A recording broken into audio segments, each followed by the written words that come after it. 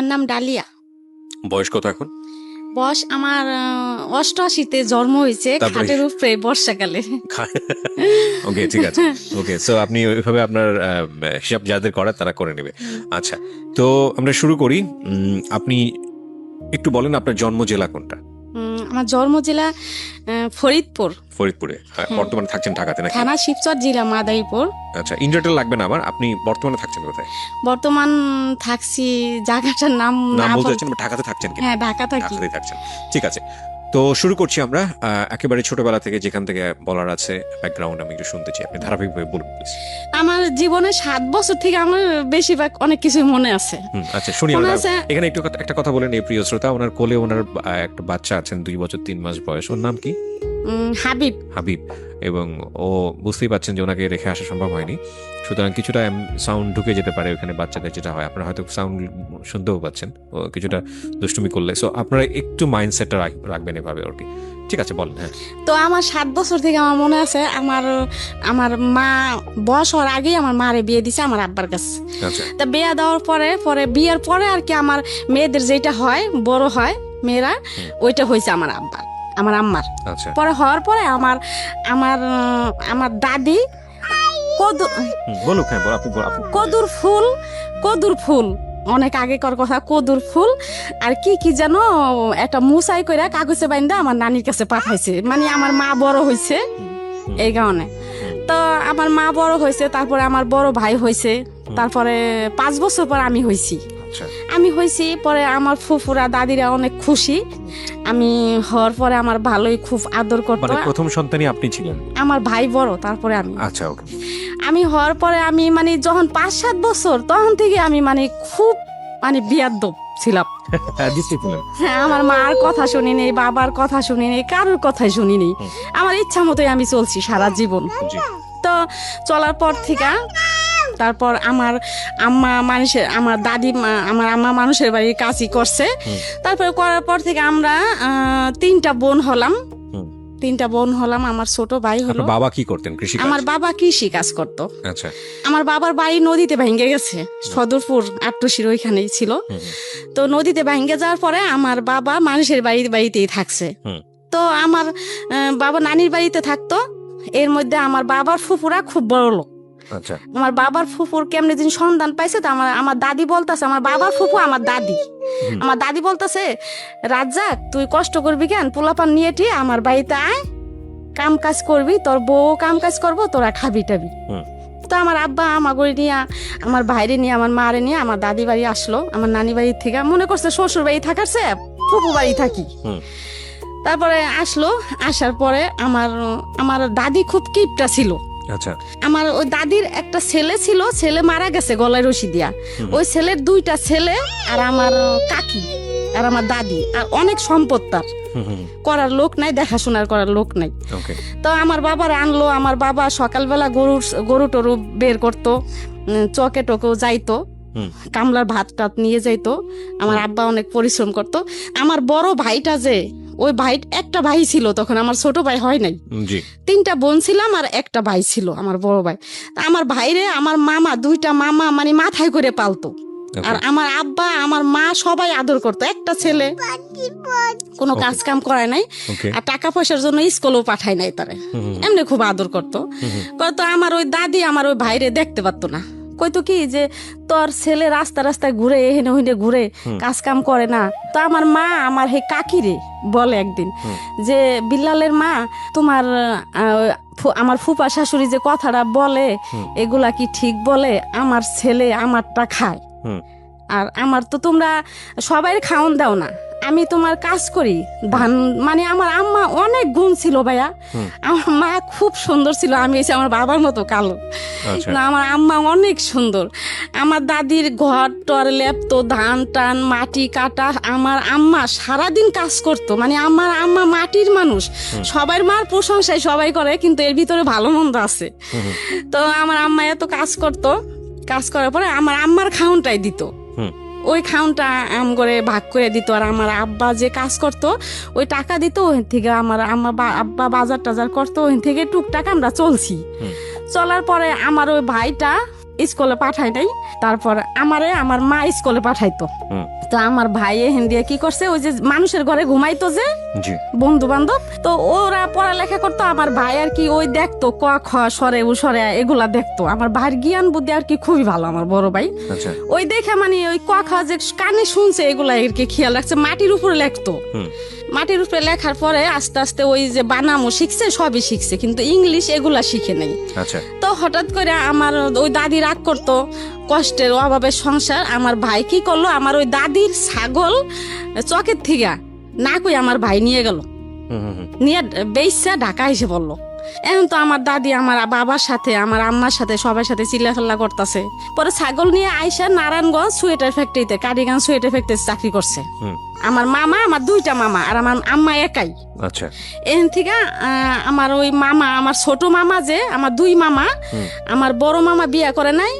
এর মধ্যে আমার ছোট মামা প্রেম করছে। প্রেম করার পরে প্রেম করে বিয়ে করছে।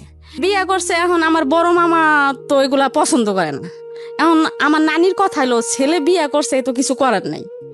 পরে আমার নানি কি করলো, আমার ওই মামানিরে জায়গা দিল। আমার বড় মামা এই জন্য আমার নানির সাথে কথা বলে না বলার পরে মা ডাকে না, টাকা পয়সা দেয় না, খাওয়ায় না। আমার বড় মামা আলাদা হয়ে গেল।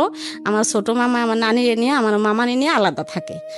তা আলাদা থাকে। একটা মেয়ে হয়েছে, হওয়ার পর 2 বছর পর আর একটা ছেলে হয়েছে। হওয়ার পরে সে ঢাকা, দেশের থেকে ঢাকা কাজে আসতেছে। এর মধ্যে ট্রলার একবার 1 সপ্তাহ পর্যন্ত ঝড় তুফান ছিল। এর ভিতরে ট্রলার ডুববে মারা গেল। মারা যাওয়ার পরে এখন তো আমার নানি পাগল। তারপরে এমন দেখা তারপরে আমার মারে ওই আমার দাদি গো বাড়ির থেকে আমার নানি নিয়ে আসলো। আমরা আবার চলে গেলাম আমার নানা বাড়ি চলে গেলাম। যাওয়ার পরে এখন ওই আমার মামা যে মারা গেছে, আমার নানি বিশ্বাস করে না। আমার নানি মানে পাগলের মতো হয়ে গেছে যে আমার ছেলে, আমার কামাল মরতে পারে না, আমার কামাল আছে, আমার কামাল মরে নাই। তো এরকম করতেছে খুব করতেছে। ওই আমার বড় মামায় আর আমার নানিরে ডাকে না, মা বলে না বলনে দেশের মানুষ সবাই আলোচনা করে যে জামাল নামাজ পড়ে, রোজা করে, অথচ মারে ডাকে না, এগুলা তো তুমি ভালো করো না। কিন্তু কারোর কথা সে মাথায় নিত না। নানে অনেক একদিন বিচারে বসলো, মানুষই আমার মামারে সাজা দিব, মা কেন ডাকে না, এত কষ্ট করে পালছে। উঠানের ভিতরে আমার মামারে মাথায় কয় মন যেন বুঝা দিয়ে আমার মামারে ঘুরাইবো উঠানের ভিতরে। তো ঘুরাইবো, তো আমার নানি যখন করছে ঘুরাইবো, সাজাটা দিব, তখন আমার নানি সব চেয়ারম্যান মেম্বার সবাই হাতে পায়ে জড়াই ধরলো, হ্যাঁ আমার মামারে যেন সাজা না দেয়। ঠিক আছে, আমার মা ডাকতে হইব না, আমার টাকা পয়সা দিতে হইব না, আমার ছেলেরা সাজা দিবেন না আপনারা। মানুষের কথা মতো আমার মামা, বড় মামা এখন আস্তে আস্তে ঠিক হইলো। তারপর গাছে তাবিজ রেখে আমার নানিরে বাসায় রাখলো, বাড়িতে রাখলো। তো আমরা ওই বাড়িতেই থাকলাম। বাড়িতে থাকার পরে এখন আমি তো একটু বড় হয়েছি, 10-11 বছর হয়েছে। এখন আমার ভাই ঢাকা থাকে। এখন আমার ভাই গেলেই আমার নানি সবাই বিচার দেয় আমার ভাইয়ের কাছে, যে তোর বোনে এরকম ওইরকম, মানুষের গাছে উঠে, অমুকের কাছে যায়, অমুকের কাছে যায়, অমুকের বাড়িতে যায়, অমুকের বাড়িতে চাকা ফিকে, ইটের চাকা ফিতে অমুকের ভাতের মধ্যে পড়ে। তো এই কথা বললো। আমার ভাই কি করলো, আমার ঢাকা নিয়ে আসলো। বা আমি মানুষের বাসায় খাই, বাসা থাকে, আমার বোনের নিয়ে আমি ঢাকা ভাড়া থাকুম। ঢাকা নিয়ে আসলো। তো আমি আসলাম। ঢাকা আসার পরে আমার ভাইয়ের সাথে চাকরি করতো একটা ছেলে কামাল। তারপরে ও আমারে দেখা পছন্দ করলো। কত বছর বয়সে ঢাকায় আসলেন? হ্যাঁ, কত বছর? তখন 11 বছর। 11 বছর বয়স। আপনি তো ওই সময় লেখাপড়াও হয় নাই আপনার? না, আচ্ছা, আমি 5-এ পড়ালেখা করছি কোন রকম। ওকে, তারপরে আমার ভাই কি করলো, আমার ওই কামাল তখন মনে হয় তার বয়স 22, 23, 25 হবে, আর আমার বয়স তখন 11। তো এরকম করতে করতে 1 বছর গেল। পরে 1 বছরের মধ্যে আমার ভাই তার সাথে বিয়ে দিয়ে দিল। আচ্ছা, পরে আমি আমাদের বাড়িতে গেলাম। তারপর আমগো ওইখান থেকে আমারে বরিশাল নিয়ে গেল। আমার ছোট বোন, আমি, আর আমার মামা শ্বশুর, আমার চাচতো ভাসুর, আর ওই কামাল আমার হাজবেন্ড।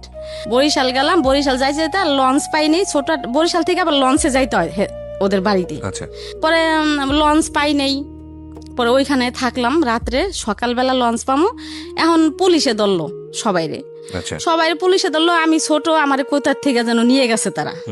এই জন্য হ্যাঁ সবাই পুলিশে ধরলো, ওই কামালরে পুলিশে ধরলো। ধরার পরে অনেক হইলো, গ্যাঞ্জাম হইলো। হওয়ার পরে আমার ছোট বোনের কাছে নিয়ে আলাদা হ্যাঁ জিজ্ঞেস করলো যে কি ব্যাপার, তুমি করে কই থেকে আনছে, কি আশায় বিষয়।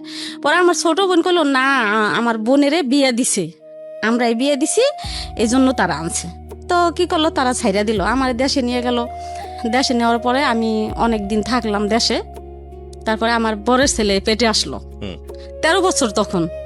আমার বড় ছেলে পেটে আসলো, পেটে আসার পরে আমার আবার ঢাকা নিয়ে আসলো আমার হাজবেন্ড কামাল। আচ্ছা, পরে আমগো বাড়িতে নিয়ে গেল, নিয়ে যে আমার বড় ছেলে হইলো। হওয়ার পরে কি করলো, ওই কামাল সুয়েটার ফ্যাক্টরিতে চাকরি করতেই থাকলো। এর ভিতরে আমার বড় ছেলে হওয়ার 40 দিন পর আবার আমার মেজো ছেলে পেটে আসলো ভাইয়া। আচ্ছা, তখন মানে আমার এরকম বুদ্ধি ছিল না, আর আমার ওই স্বামী বলে নাই এই বা এই, আমার কিছু বলে নাই। প্ল্যানিং বলতে যেটা বোঝায় আর কি। হ্যাঁ, আমি কিছু বলে নাই। আমি 40 দিন পর আবার আমার মেজো ছেলে পেটে আসলো। মেজো ছেলে পেটে আসলো, এখন তো আমার অবস্থা খারাপ। আপনার বয়স তখন কত? 14 বছর। 14 বছর বয়স, একটা বাচ্চা আছে অলরেডি? 14 বছর হয় নাই। আচ্ছা। পরে আমারে কি করলো, আবার বরিশাল নিয়ে গেল। নিয়ে গেল মধ্যে আমার মেজো ছেলে হইলো ঠইলো। এর মধ্যে আমার ভাসুরের আবার বিয়ে করাই নাই। আমার ভাসুরের বিয়ে করাইছে, বউ সুন্দরী, আবার টাকা পয়সাও আনছে। আর ও কামাল, আমার হাজবেন্ডের নাম কামাল। ওরে ও তো বিয়ে করছে, টাকা পয়সাও নেয় নাই, আবার বউ সুন্দর না। এই আবার ও মানে আলোচনা শুরু করলো বাড়ির ভিতরে, মানে আপনাকে নিয়ে আলোচনা হয়? হ্যাঁ, আমার শ্বশুর শাশুড়ি সবাই এই আলোচনা করলো। এর মধ্যে আর কি এখন মানে সংসারে অশান্তি ফিরা। আমার এই যে আমার বাচ্চারে ভাত বাইরে খাইতে দেয় না, আমার খুব মানে কষ্ট। আমি ছোট মানুষ, আমার মানে চারিদিক দিয়ে মানে এখন আমার খুবই অত্যাচার। আমি কাপড় তুপুর নদীতে ধুইতে আইতাম, ওই ছুতা দিয়ে আমি ঢাকা এসে পড়তাম। আচ্ছা। একা লঞ্চে আইসে পড়তাম। আবার আমার ভাই দিয়ে আসতো, আবার আমি আইসে পড়তাম। আচ্ছা। ওই যে আমার কেউ ভালোবাসে না বাড়ির, আবার আইসে পড়তাম। তারপরে আমার ভাই কি করলো, আমাকে বাড়িতে নিয়ে গেল। নিয়ে যাওয়ার পরে এখন ওর বাবা আবার পলাইয়া যে বাসায় ছিল, পলাইয়া চিটাগাং চলে গেছে। আচ্ছা। আমার রাইখা চিটাগাং আমার ভাসুর থাকে, ওইখানে চলে গেছে। ওই ভাসুরের কাছে গেল। এখন আমার উপায় কি? আমার মা বাপ, আমার ভাই, এখন আমারে কেউ আমার এই করতেছে না। আমার মা বলতেছে সজীব সাগরে ও দাদা দাদির কাছে রেখে আসতে, মানে আপনার 2 ছেলেকে? হ্যাঁ। আচ্ছা। এখন আমি বলতাছি না, আমার সজীব সাগরে আমি রাইখে আসুম না, আমি মরলে আমার সজীব সাগরে নিয়েই মরমু। পরে আমার মা বাবা আমার রাখবো না রাখনে আমি আসলাম ঢাকা আসা দেখলাম কি আমার ঘরে তালা মারা দেখে এখন আমি কই যাই, আমার ভাই নতুন বিয়ে করছে বাসায়, ওই বাসায় গেছি সজীব সাগরে নিয়া। পরে ওই বাসায় গেছি মতো, আমার ভাবি নতুন বিয়ে করছে আমার ভাই, তখন 1 বছর হয়েছে। আমার ভাই কি করলো, ওই ব্যাগ টক শুদ্ধ আমার রাস্তায় নামাই দিল, যে আমি কিছু জানি না। বিয়ে কিন্তু তারাই দিছে, কয় আমি কিছু জানি না। এখন আমি কি করি? পরে ওই কামাল যে সুয়েটার ফ্যাক্টরিতে চাকরি করতো, তার বন্ধু বান্ধব মেসে থাকতো, ওই মেসে আমি মনির ভাই ওদের বাড়িতে বাসায় গেলাম। আচ্ছা। যাই বললাম যে ভাই এরকম আপনার কামাল ভাই তো গেছে গা, এখন দেখেন অগো দুজনটা আমি কই যাবো, ভাই তো এরকম আমার বাসা থেকে বের করে দিছে, আমি কি করবো এখন? পরে ওরা আমার সন্ধ্যা হয়ে গেছে ওই দিন, আর কি করলো, আমার করলো আসেন ভাবি আমার বাসায় আসেন। পরে আমার নিয়ে গেল, তারা 4-5 জন মেসে থাকে, তারা 1 রুমে ঘুমাইলো, 2 রুমের মানুষ 1 রুমে ঘুমাইলো, আর আমার 1 রুমে ঘুমাইতে দিল। আচ্ছা। তারপরের দিন আমার লঞ্চে উঠাই দিল, আমি আবার বরিশাল গেলাম। স্বামী নাই, আর এমনি তো তারা এরকম করে। বললো আমার আর কেউ জায়গা দিল না দেও না, আমি বরিশাল থেকে আবার ঢাকা আসলাম। এই সজীব সাগরে নিয়া ছোট 2 জন, কেউ সুন্দর মতো হাঁটতে পারে না তখন। আইসা হরতাল, তখন আমি কি করলাম, রকেট আছে, লঞ্চও চলে না, রকেটে খুলনা গেলাম। আচ্ছা। ওই নদী দিয়ে রকেট চলে। খুলনা কেন গেলেন? খুলনা গেলাম হরতাল, তখন যশোর আমার নানির বোনের বাড়ি আছে, তারা খুব বড় লোক, ওইখানে যাবো আর কি। আচ্ছা। ওইখানে যাই সজীব সাগরে নিয়ে কাজ করবো, 2টা বাচ্চাকে নিয়ে। হ্যাঁ। স্বামী তখন কোথায় সেটা জানেন না? না, আমার তো কেউ জায়গা দিতেছে না। কামাল তখন কোথায় আপনি জানেন না? জানি না। ওকে। তো খুলনা গেলাম, রাত হয়ে গেল। তারপরে ওইখানে বাইদ্যে বেটিরা আছে, টঙে থাকে, ওই বেটির সাথে কথা বললাম মতো, ওই বেটিরা কয় কি, বোন তুমি থাক। আসলে আমি যেদিকে গেছি আর সজীব সাগরে নিয়ে সবাই আমার আশ্রয় দিত। পরে সকালবেলা ট্রেনে উঠাই দিল, আমি যশোর গেলাম। যশোর থেকে সজীব সাগরে নিয়ে কাজ কাম করলাম, খাইলাম। খাওয়ার পরে আমার আর কি যাইতাম, আমার মন বসতো না। যে আমি কি করলো আমারে, ভালো লাগতো না আমার কোথা। পরে ওইখানে থাকলাম, আবার আইসা পড়লাম, আবার বরিশাল গেলাম। বরিশাল গেলাম মতো, পরে আমার দেওরে কি করলো, আমার মাইরা পরে আমার লঞ্চে উঠাই দিল। আমার লঞ্চে উঠাই দিল, আমি কি করলাম, লঞ্চের থেকে আবার আমার চাচি শাশুড়িরা আছে, চাচতো দেওররা আছে, তারা আর কি আমার বুদ্ধি দিত যে ডালিয়া এইরকম এরকম ভাবে চলবি, তুই যাবি না, কে যাবি, তুই বুঝা খাবি, তোর তো কোনো দোষ না, তুই ছোট মানুষ, তোর এরকম করবো কে, তোর তো হেরা দেখেই আনছে। পরে আমি এক ঘাটে থেকে উঠাই দিছি, আমি আর এক ঘাটে নাইমে পড়ছি। আচ্ছা, নাইমে পড়ছি, নাইমে বাইরে চেয়ারম্যান আছে মহিলা, ওদের বাড়িতে গেছি মতো, ওই মহিলা আমারে নিয়ে গেছে ইসে বরিশাল কোর্টে। আচ্ছা, আমারে দিয়ে মামলা করাইব। এখন কেমনে কেমনে জিন হেরা জানছে যে ডালিয়া তো লঞ্চে ঢাকা যায় নাই, নাইমে গেছে। ওকে, এখন যাই না তো হেরা পাগল হয়ে গেছে। তারপরে তখন ওই কামালে পাগলা করতো, ওই যে টিরাকে হেল্পারি করতো। আচ্ছা, ওই চিটাগাং থেকে আবার পাগলা তার বোনের বাড়ি, আমার ননাসের বাড়ি আছে, বাসা আছে, আচ্ছা, ওইখানে আসছে। তাই ওর আব্বুরে লোকে দিয়া ফোন দিল যে এরকম এরকম এখন বুড়া কালে কি আমরা জেল খাটমু তোর লিগা, তোর বউ এরকম এরকম কোর্টে গেছে, মামলা করবো, এখন তোর বউ তুই বিয়া করছো, যেমনি হোক তোর বউ নিয়ে যা। পরে কামাল কি করলো, দেশে গেল, দেশে যাই আমারে নিয়ে আসলো। আচ্ছা, পাগলা নিয়ে আসলো। আমার নন্দেরা উপরে ঘর ভাড়া থাকে, আমার নিচে মাটি ভিজা ময়লা, ওর ভিতরে একটা ছনের একটা ঘরে আমার ভাড়া দিল। আচ্ছা, ভাড়া দিল, মাটিতে ঘুমাই, সজীব সাগরে নিয়া। ও চিটাগাং এখানে ওখানে যায়, হেল্পারি করে, 4-5 দিন পর পর আসে। তাই আমারে বাজারের টাকা দিয়ে যেত না, কোনো রকম আর কি দিয়ে যেত। তা ও একদিন টাকা না দিয়ে জায়গা, পরে আমি সজীবরে কই কি তোর আব্বুর লগে যা, যাইয়ে টাকা নিয়ে বাজার আনতে ক, দিয়ে যাইতে ক। আচ্ছা, এ কইলাম দেখা আমারে ঘরের ভিতরে নিয়ে ভাইয়া আমারে অনেক মারলো। তখন আমার সাহায্য ছেলেটা পেটে আমার অনেক মারলো, মাইরে আমি আমি আমি বেহুশ হয়ে গেলাম। ওই পর্যন্তই আমি জানি। তারপরে যখন আমি হুশ হইলাম, তখন পাশের ঘরে সোনির মা ছিল। সোনির মারে বললাম কি যে ভাবি আমি নিচে শোয়াকে, কি তোরে যে মাইরে টেরে গেল তুই জানোস না। পরে এই হইলাম, সজাগ হইলাম। হওয়ার পরে আবার সন্ধ্যার সময় দেখি কি হে কামালে আমার জন্য ওষুধ পাঠাইছে। ওই সজল ছেলে আমার, সজীব সাগরের পর সজল পেটে আসছে, ওই সজলে নষ্ট করার জন্য ওষুধ পাঠাইছে, 2টা সিরাপ পাঠাইছে।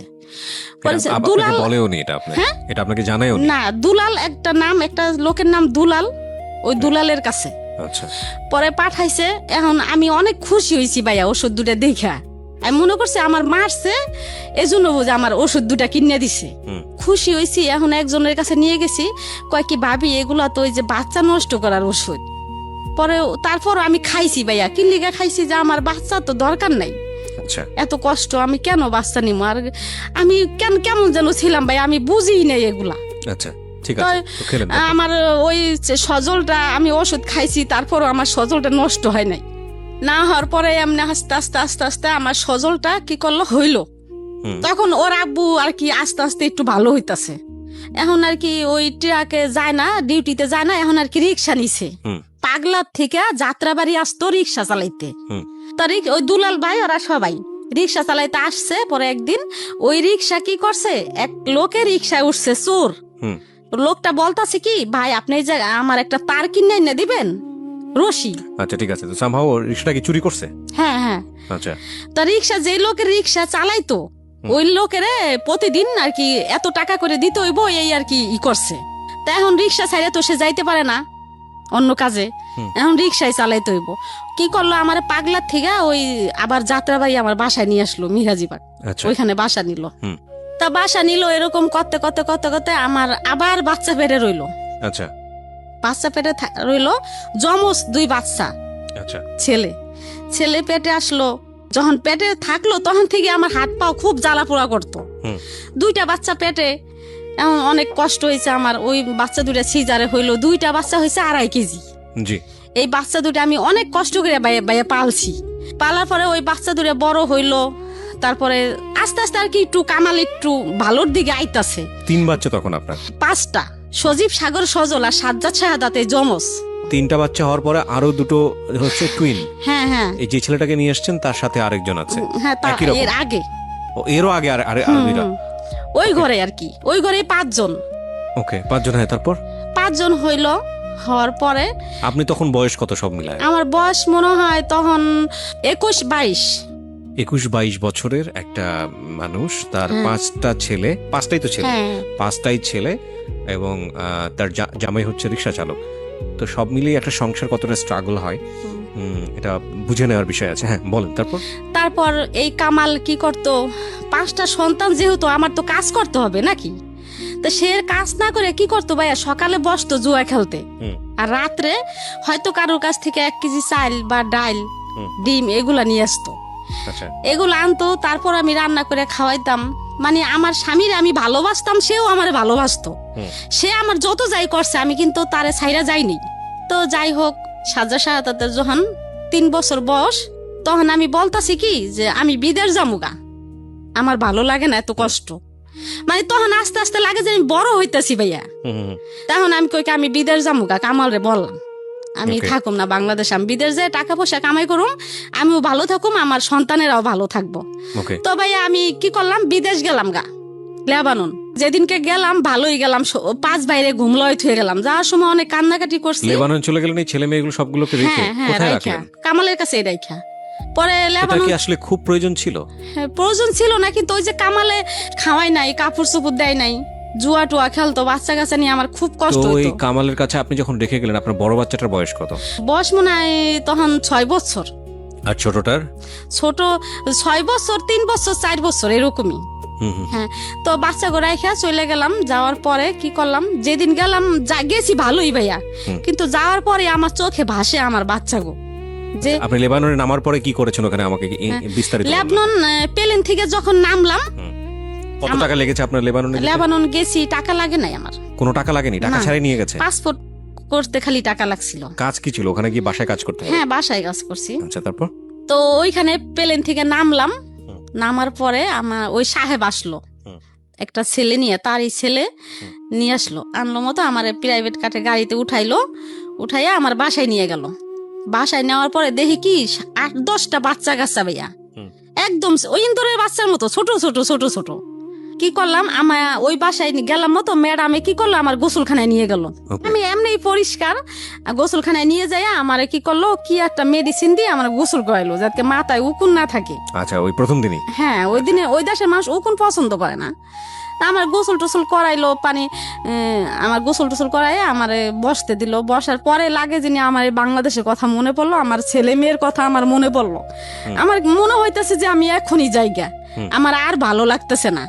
আমার যদি 6 মাসের রাস্তায় তো ভাই আমি পলাইয়া আইসে পড়তাম, কিন্তু হাঁটার রাস্তা তো না, আসার মতো কোনো। যাওয়ার পরে আপনার খুব খারাপ লাগছে? যাওয়ার পরে আমার চোখে ভাসতেছে যে সজীব সাগর, ওরা ওগো চেহারা, ওরা আমার জন্য কানবো, সাজ্জা সাহায্যে ঘুমলয় থুয়েলাম, এখন ওরা কেরে মা ডাকবো। এখানে একটা বিষয় একটু ইন্টারাপ্ট করছি প্রিয় শ্রোতা, যারা শুনছেন সিক্রেটস তাদের সবাইকে বলছি, আমরা সবসময় বলে থাকি জীবন গল্প এবং সিক্রেটস অনুষ্ঠানটি সব শ্রেণীর মানুষের জন্য। আজকে যেই ভদ্রমহিলার জীবনের সিক্রেটস এখানে রিভিল হচ্ছে, একেবারেই আমাদের প্রান্তিক পর্যায়ের একজন মানুষ, এবং সবচাইতে যদি আমি নাম্বার দিয়ে যদি কাউন্ট করি, তাহলে আমি বলবো যে সবচাইতে সংখ্যাগরিষ্ঠ মানুষদের মধ্যে তারা।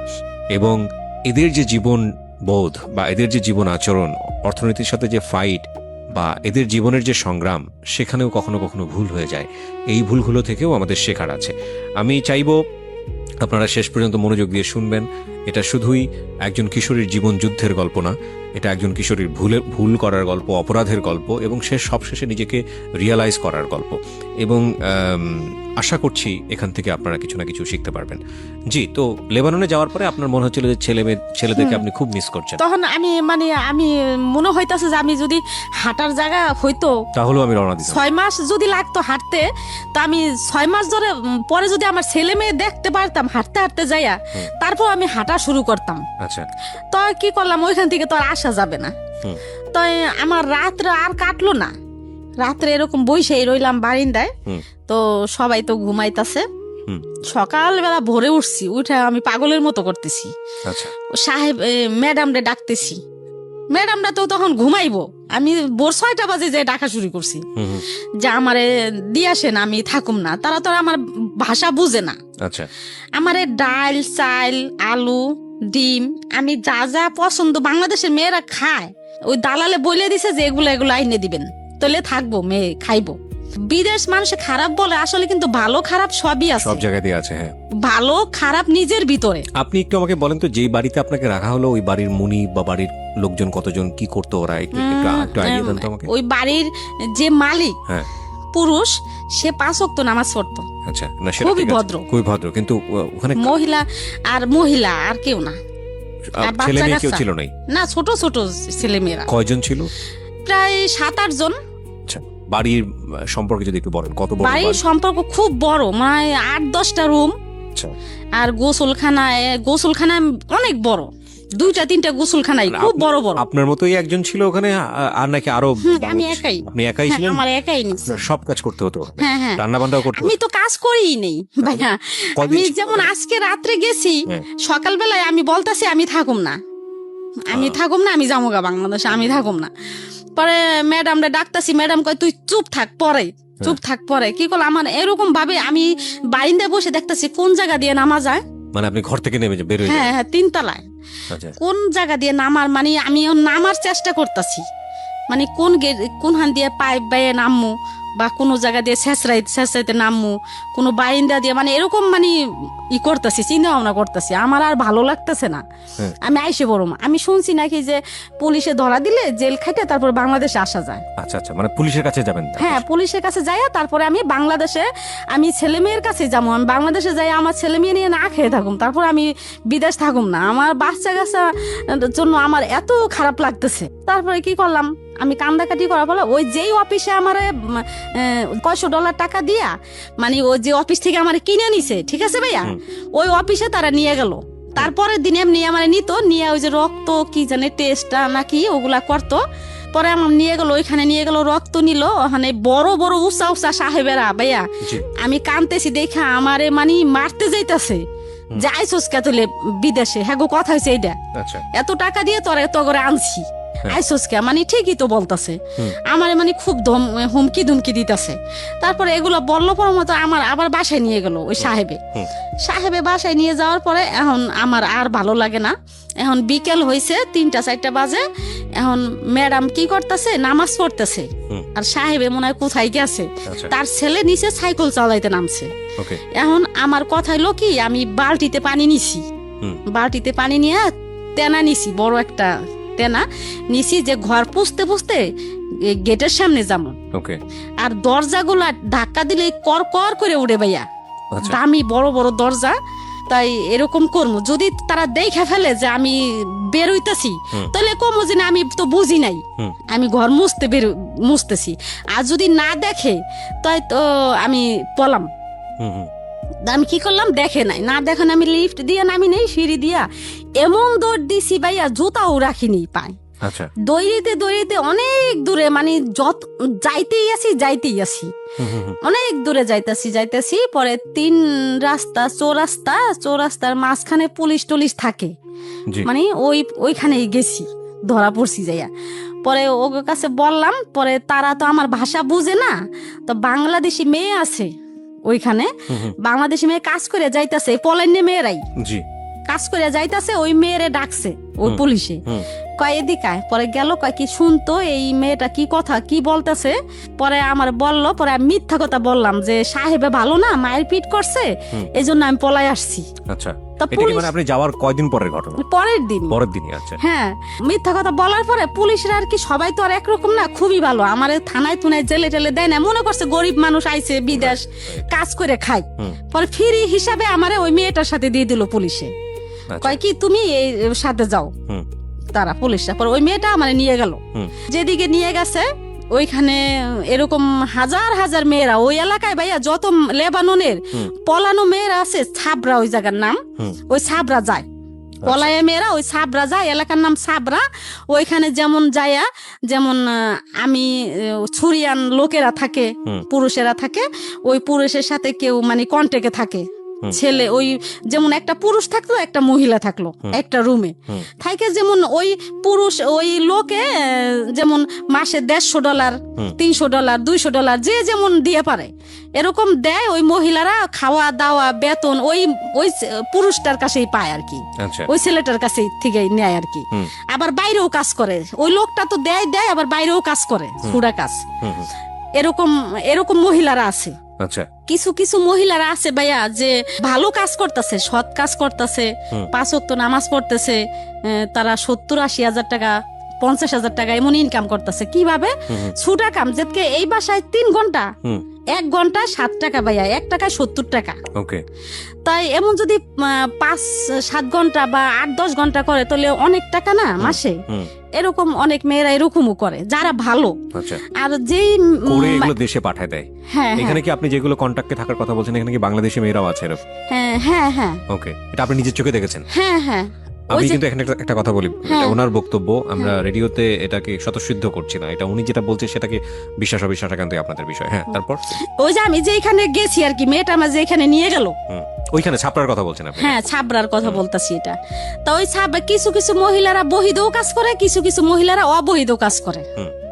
তাই যারা বহিদে কাজ করে তারা তো মাসে 1.5 লাখ 2 লাখ ইনকাম করে, আর যারা ভালো কাজ করে হেরাও 70-80 হাজার 1 লাখ টাকা কাম করে ভাইয়া। 3টা মেয়ের কাছে যে পড়লাম, 3টা মেয়ে, একটা অফিসে চাকরি করে, অফিসে চাটা এগিয়ে দেয়, অফিস ঝাড়ু টাড়ু দেয় এই। আর একটা মেয়ে কি করে, আরেকটা মেয়ে বয়স 17-18 বছর। তো ওই মেয়েটা কি করে, খুব চালু, এই বাসায় কাজ করে, ওই বাসায় কাজ করে, ওই বাসায় কাজ করে, অনেক কাজ করে। প্রায় মাসে 1.5 লাখ টাকা মনে হয় কামাই করে ভাইয়া। 1.5 লাখ টাকা যে কাজ করে, মেয়েটা মানে ভালো। আমি দেখছি বিদায় কিন্তু আমি বলতেছি ভালো। আর যারা না দেখছে তারা বলে যে হয়তো এই মেয়েটা খারাপ কিছু করে আনছে। ঠিক আছে, সমস্যা নেই। হ্যাঁ, তো আপনি 3টা মেয়ের কাছে পড়লেন মানে কি আপনার তো টার্গেট ছিল বাংলাদেশে চলে আসা, কিন্তু আপনি ওদের কাছে পড়লেন মানে? ওদের কাছে গেলাম, ওই যে ওই মেয়েটারে দিয়ে আমার পাঠাইলো পুলিশেরা। আচ্ছা আচ্ছা, এখন তো আর বাংলাদেশে আসার কোনো নাই, পুলিশেও ধরতাছে না, এখন কি করা আছে? ওদের কাছে থাকতে হবে আপনাকে? ওদের কাছে থাকলাম। ওরা থাকতো কি একটা জায়গায় থাকতো? হ্যাঁ, একটা রুমে থাকতো, এক রুমেই থেকে বিভিন্ন রকমের কাজকর্ম। হ্যাঁ, বিভিন্ন রকমের কাজ করতো। তো আপনার সেদিক থেকে তো ওই বাড়িটাই ভালো ছিল, ওই বাড়িতে থাকলেই তো ভালো ছিল। কিন্তু ভালো ছিল, কিন্তু ওটা আটকাতো সবকিছু আটকা আমার ভালো লাগে না। ওই যে আমি তো বাংলাদেশে আসার জন্য পলাইছি, আসতে তো পারলাম না। রাইট, আমি এখানে একটু ইন্টারাপ্ট করছি, মাফ করবেন। এটা শুধু ওনার কথা না, এটা লেবাননের চিত্র না, বাংলাদেশের অনেক বাড়ির চিত্র এটা। এটা আসলে এই জায়গাটা নিয়ে আমাদের ভাবার সময় হয়েছে, কারণ আমি নিজেও ভাবি যে ধরেন একজন অপরিচিত মানুষ যখন আপনার বাসায় মানে হোমমেড হিসেবে কাজ করছে, তখন ওই মানুষটাকে আপনি বাসার মধ্যে রেখে দরজা জানলা বন্ধ করে রেস্টুরেন্টে যাচ্ছেন খাওয়ার জন্য। আমি সিচুয়েশনটাকে রেস্টুরেন্ট দিয়ে এক্সাম্পল দিলাম, বিষয়টা হয়তো খুব অমানবিক এটা ফিল করার জন্য, বাট অনেক সময় হয়তো খুব জরুরি একটা কাজেও আপনি যাচ্ছেন। এই জরুরি একটা কাজে যাওয়ার সময় আপনি বাসায় যেই লোকটাকে রাখছেন সেই লোকটাকে আপনি তালা বন্ধ করে যাচ্ছেন। এখন কথা হচ্ছে যে সলিউশনটা কি? কারণ আপনি একটা জরুরি মিটিংয়ে যাচ্ছেন, আপনার অফিসে প্রয়োজন, আপনার বাসায় হোমমেড ছাড়া কেউ নাই, তাহলে আপনি কি তাকে অফিসের গাড়িতে করে নিয়ে মিটিংয়ে নিয়ে যাবেন? এটা তো সম্ভবই না। তো সম্ভব যদি না হয় তাহলে বাসাতে রেখে আসতে হবে। এখন বাসাতে রেখে আসলে আপনি তালা বন্ধ না করলে তো উপায় নেই, কারণ আপনার বাসায় যে জিনিসপত্রগুলো আছে সেগুলো চুরি হয়ে যেতে পারে।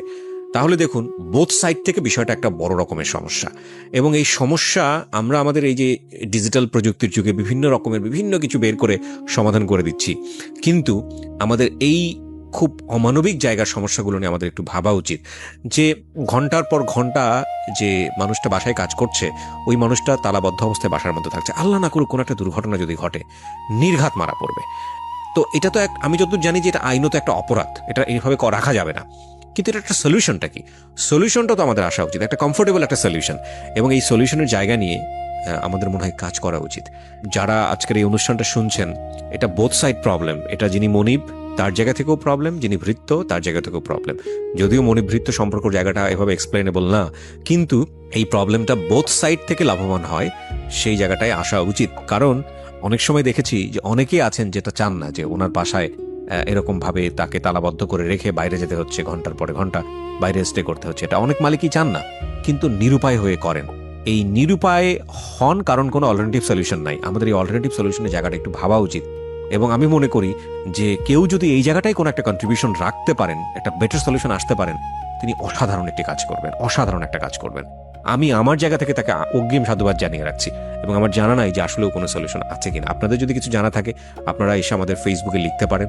আমার ফেসবুকের ঠিকানা www.facebook.com/kibriya.rj। আমি আবারও বলছি www.facebook.com/KEBRIA.RJ। পেজটি RJ কিবরিয়া নামে আছে, ওখানে লাইক দেওয়ার পরে আপনি আমাকে ইনবক্স করতে পারেন। If it is proper solution then আমি নিজে আপনার সঙ্গে কাজ করব। ওকে, ঠিক আছে। তো 3টা মহিলার সঙ্গে আপনি থাকছেন। তো 3টা মহিলার সাথে আমি থাকলাম। তো এরকম ওই মেয়েটা এরকম ভালো টাকা ইনকাম করে, তারা 6টা বোন মেয়েটারা বাংলাদেশে মানিকগঞ্জ। ওই যে চালু ম্যাডামেরা তার ভাষা বুঝতে পারে, এই জন্য তার মার্কেট অনেক, মানে ম্যাডামে গো যেখানে যায় ওইখানে এসে চলে, ভাষার কারণে আলটিমেটলি খুবই মানে ভালো, মেয়েটা খারাপ কিছু না। তো এরকম করতে করতে অনেক মেয়েরা বড় লোকই হয়েছে। তারপরে ওইখানে ওই মেয়েটাই আমার একটা গার্মেন্টসে একটা কাজ ঠিক করে দিছে। গার্মেন্টসের কাজ কি, যেমন বালিশের কাবার, সুপার কাবার, একটা গার্মেন্টসের মতো। ওইখানে আমি যাইতাম আসতাম, প্রতিদিন 15 টাকা পাইতাম। তা 15 টাকা করে দিলে ওই 15 টাকা থেকে আমি 5-7 টাকা প্রায় কথাই বলেই শেষ করতাম। আচ্ছা, কথা বলতাম, সজীব সাগর ওরা কেমন আছে, ওই কামালের কাছে ফোন দিতাম। ওই যতক্ষণ আমি কাজে থাকতাম এতক্ষণই ওই কাজে থেকে আইসেই ওই ফ্যাক্সে ঢুকতাম।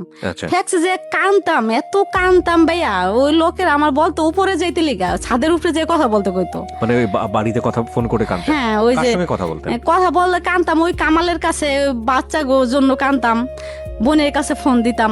বাচ্চারা ছিল ওই সময় কার কাছে? ওই কামালের কাছেই ছিল। তো কিভাবে বাচ্চা দেখতো? ছেলে মানুষ রান্না বান্না করে থুইয়া সে কোথাও যাইতো টাইতো। আর ওরা কি সারাদিন বাড়ি? হ্যাঁ, ওরাই খাওয়া দাওয়া করতো। ও মাই গড। ঢাকাতে থাকতো তখন ওরা? ঢাকাতে থাকতো নাকি? হ্যাঁ, ঢাকাতেই। চিন্তা করে দেখেন অবস্থা। তো তারপর কি করতাম, এরকম ফোন করতাম, অনেক ফোন করতাম, করতে তো একদিন কামালে ফোন দিছি, তখন আমার বিদেশ যাওয়ার 1 মাস বয়স। যে বলতেছি কি, আপনি কই? কয় আমি ফরিদপুর যাইতেছি। আমি কই কে? কয় কি আমার বলে পেটে ব্যথা, আমার মা সুস্থ রেখে গেছিলাম আমি। আর আমার মা রাজি ছিল না আমি বিদেশ গেছি, আমার নানি আমার মা রাজি ছিল না। আর আমি বিদেশ যাওয়ার পরে আমার মায়ের সাথে রাগ খুব, আমার মায়ের সাথে ফোনে কথা বলিনি। কামালে বলতাছে কি আমার বলে পেটে ব্যথা, আমি দেশে যাইতেছি। আচ্ছা, আমার আম্মা মারা গেছে। লেবাননে কতদিন হচ্ছে আপনার ওই সময়টাতে? তখন 1 মাস। চিন্তা করে দেখুন, 5 ছেলে মেয়ে রেখে গেছে সে, এবং ওই সময়টাতে তার মা মারা গেল, বাবাও তো নাই। সবকিছু মিলে একটা অদ্ভুত রকমের কষ্টদায়ক জীবন। ওকে, বলেন তারপর। তো ওই আবার গেল নানি মারা, এরপরে আমি ওই কাজ করতেছি তো তখন মানে ওই সাবরা এরকম একটা এলাকা, পলানো মেয়েরা হাজার হয়ে গেছে, অশৃঙ্খলা, মানে এগুলাতে মানে ওই এলাকায় মানে অনেক মেয়েরা এরকম। তাই এরকম ওই দেশের সরকার আছে না, ওই দেশের সরকার বাংলাদেশের সরকারের সাথে পরামর্শ কইরা মানে একটা বের করছে, যেন ওই দেশের থেকে এই দেশের সরকারে কিভাবে ওই দেশের ওই মেয়েগুলা আনা যায়। পাসপোর্ট তো নাই, পাসপোর্ট ছাড়া তো মারা গেলেও বাংলাদেশে আসা যায় না। আমার সামনে ভাইয়া এক মহিলা মারা গেছে, বাংলাদেশে পাঠাইতে পারে না, ওরা করে পরে কেমনি ফিটটা পরে ওইখানে আলবাহার একটা সাগর আছে, ওইখানে ফালাই দেয়। চিন্তা করেন অবস্থা। তারপরে কি করলো, পরামর্শ করলো 2 দেশের সরকার মিলা, মানে অনেক মেয়েরা হয়ে গেছে, ওই মেয়েরা করতেছে।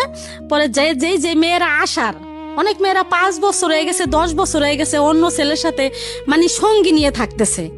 আর আমি তো যাওয়ার পরের থেকে তো শোক একটার পর একটা আছেই, আবার বাচ্চা থুয়ে গেছি, আবার মা মরছে, আবার নানি মরছে। আর আমার ভাইয়া ওরকম কোনো মন মানসিকতা ছিল না। অনেক ছেলেরা আমার অফার করছে ভাইয়া যে ডালিয়া তুমি আমার সাথে থাকো, তোমার $300 টাকা দিম। $100 টাকা ভাইয়া 9,000 টাকা।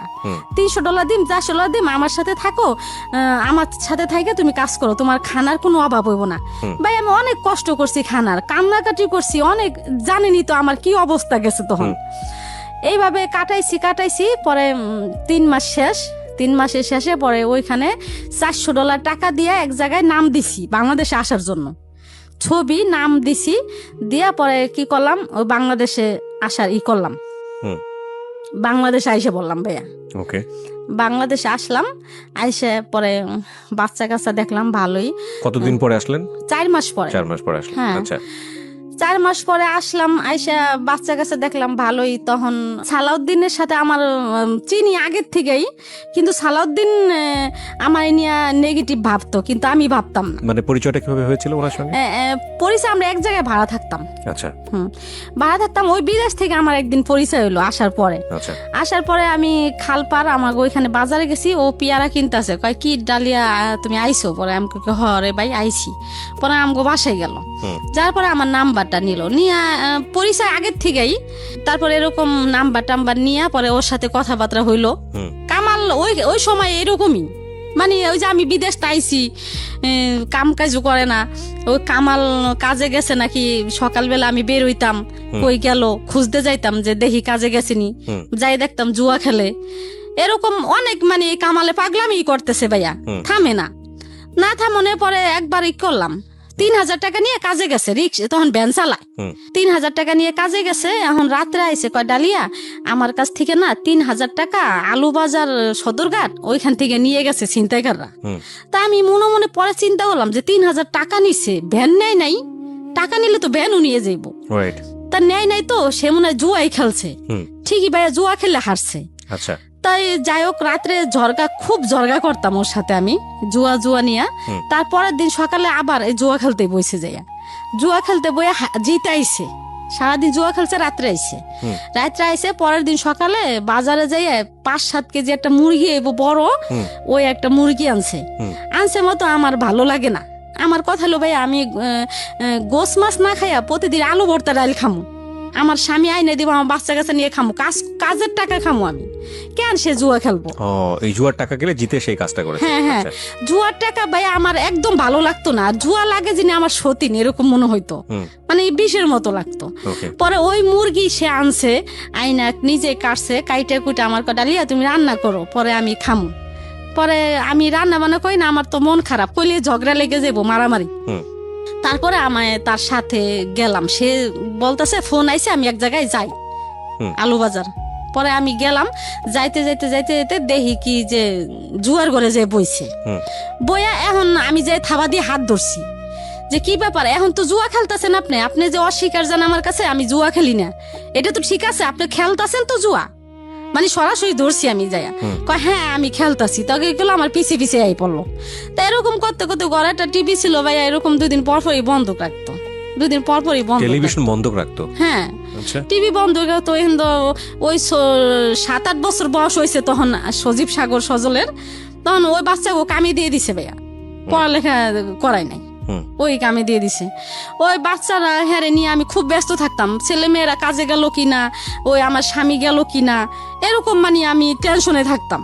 তো ভাইয়া এরকম ব্যস্তই থাকতাম, ছেলে মেয়ে নিয়ে স্বামী নিয়ে এরকম ব্যস্ত থাকতাম। ধরলেন তারপর? হ্যাঁ, হাতে নাতে ধরলাম, এরকম করতাম। করার পরে এই সালাউদ্দিন তো আমার বাসায় আসা যাওয়া করতো। আজকে ডালিয়া আমি ঘর ভাড়া দিতে পারতাম না, সালাউদ্দিন ঘর ভাড়া দিতে পারি না। সালাউদ্দিন পরে টাকা নেন, সালাউদ্দিন আজকে ঘর ভাড়া দিত, কালকে কেন কাঁচামরিচ, পেঁয়াজ, বাজার, চাল, মানে ওরা আমার সবসময় দরকার থাকতো টাকার। ও চাইতে দেরি আছে ভাইয়া, দিতে দেরি নাই। আচ্ছা।